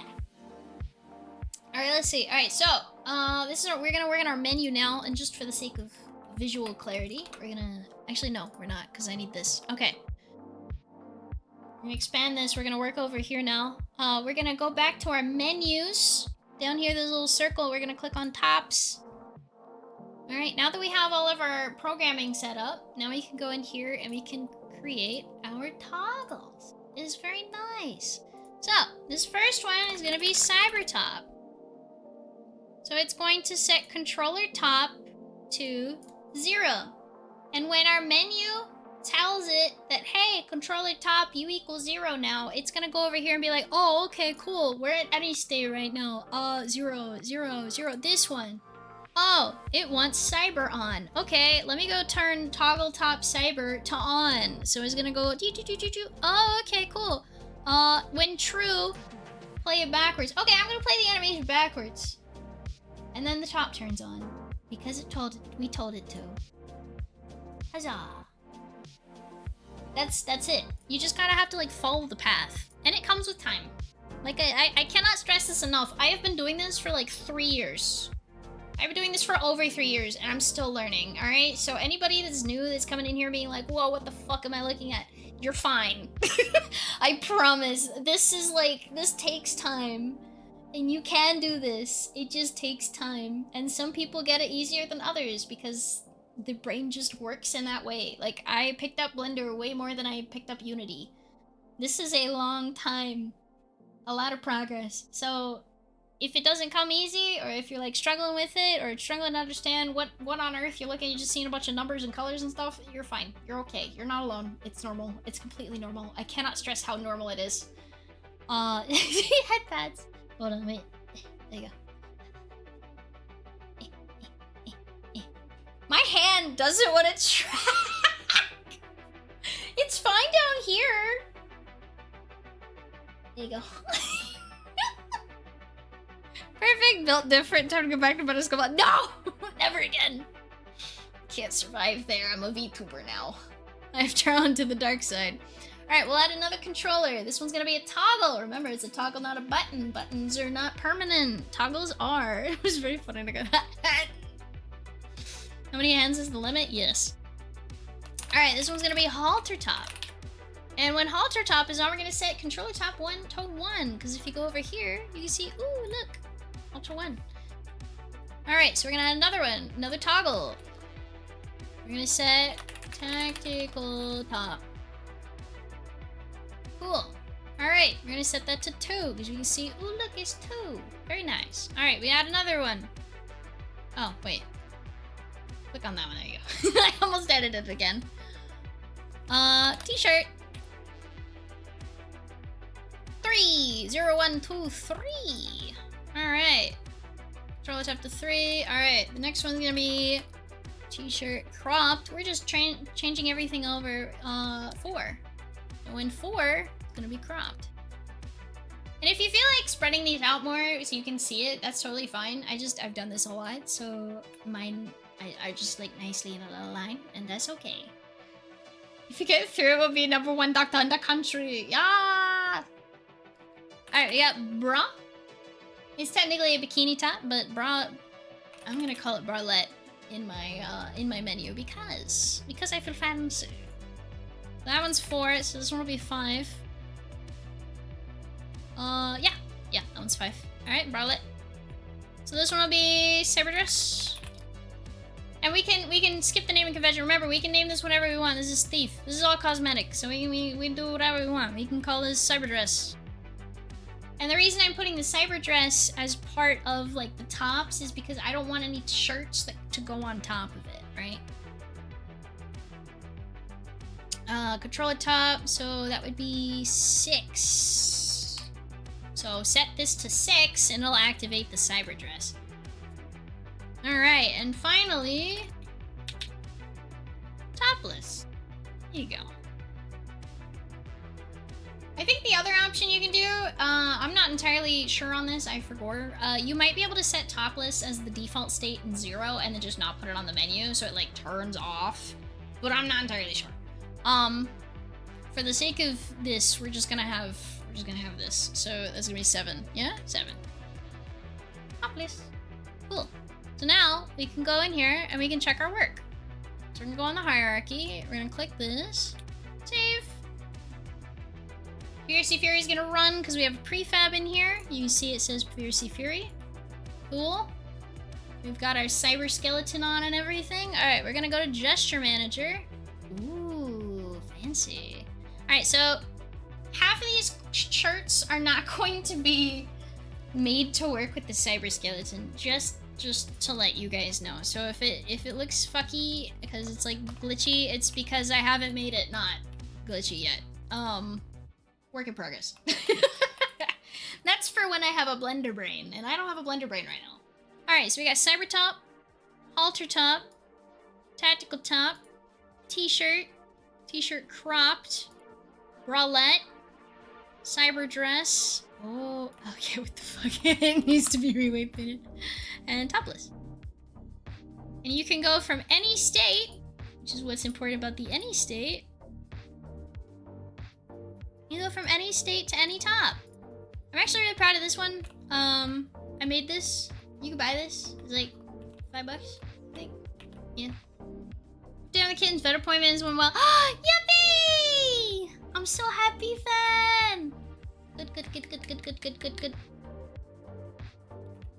But yeah, so now we have our thing where only certain tops are on at the same time, and it's very nice. We'll do the same thing with bottoms, we'll do the same thing with underclothes, etc. But I will need to work on that later because it is 1 p.m. and I woke up at like 9 p.m. I'm tired, I'm EP. I am EP and my brain is slowly frying. So, we will continue this on another day. So my question is, do you guys like work streams like this? I know Unity can kind of be like either hit or miss. I know like it's not for everybody.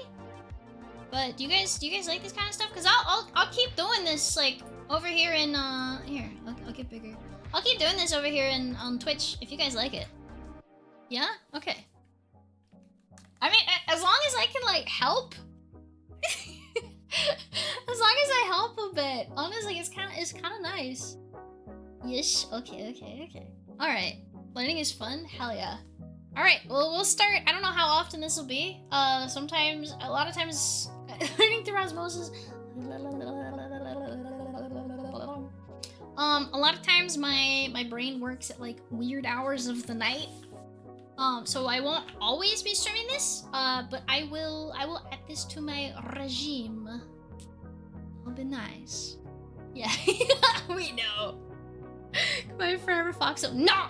Okay. So stick around. We are gonna find a raid. Cause I've been working on this for actually all night, and then 3 hours here on stream.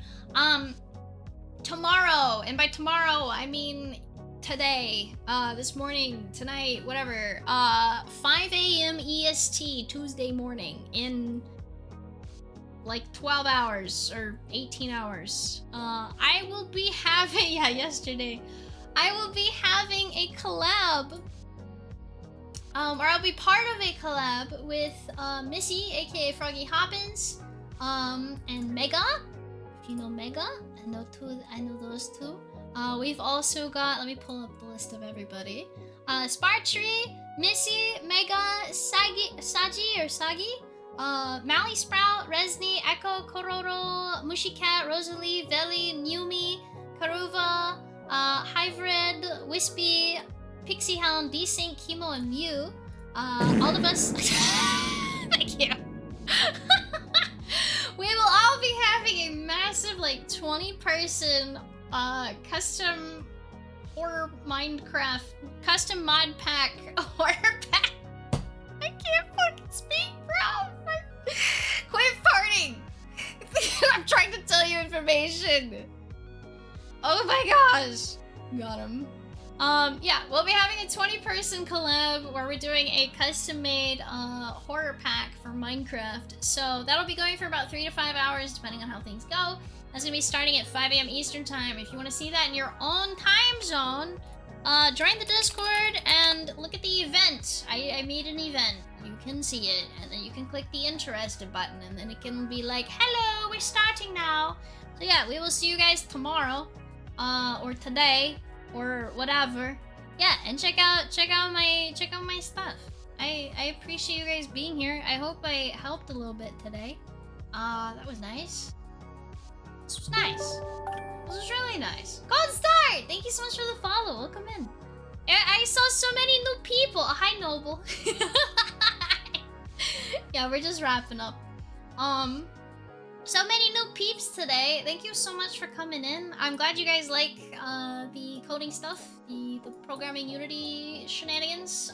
Unity's always a fun thing for me. I've always enjoyed making models and stuff. So that's gonna be fun. It's gonna be fun to keep doing that. So, yeah. All right, let's see who we got here. Yeah, Kizura says hello to you. Kizura Union.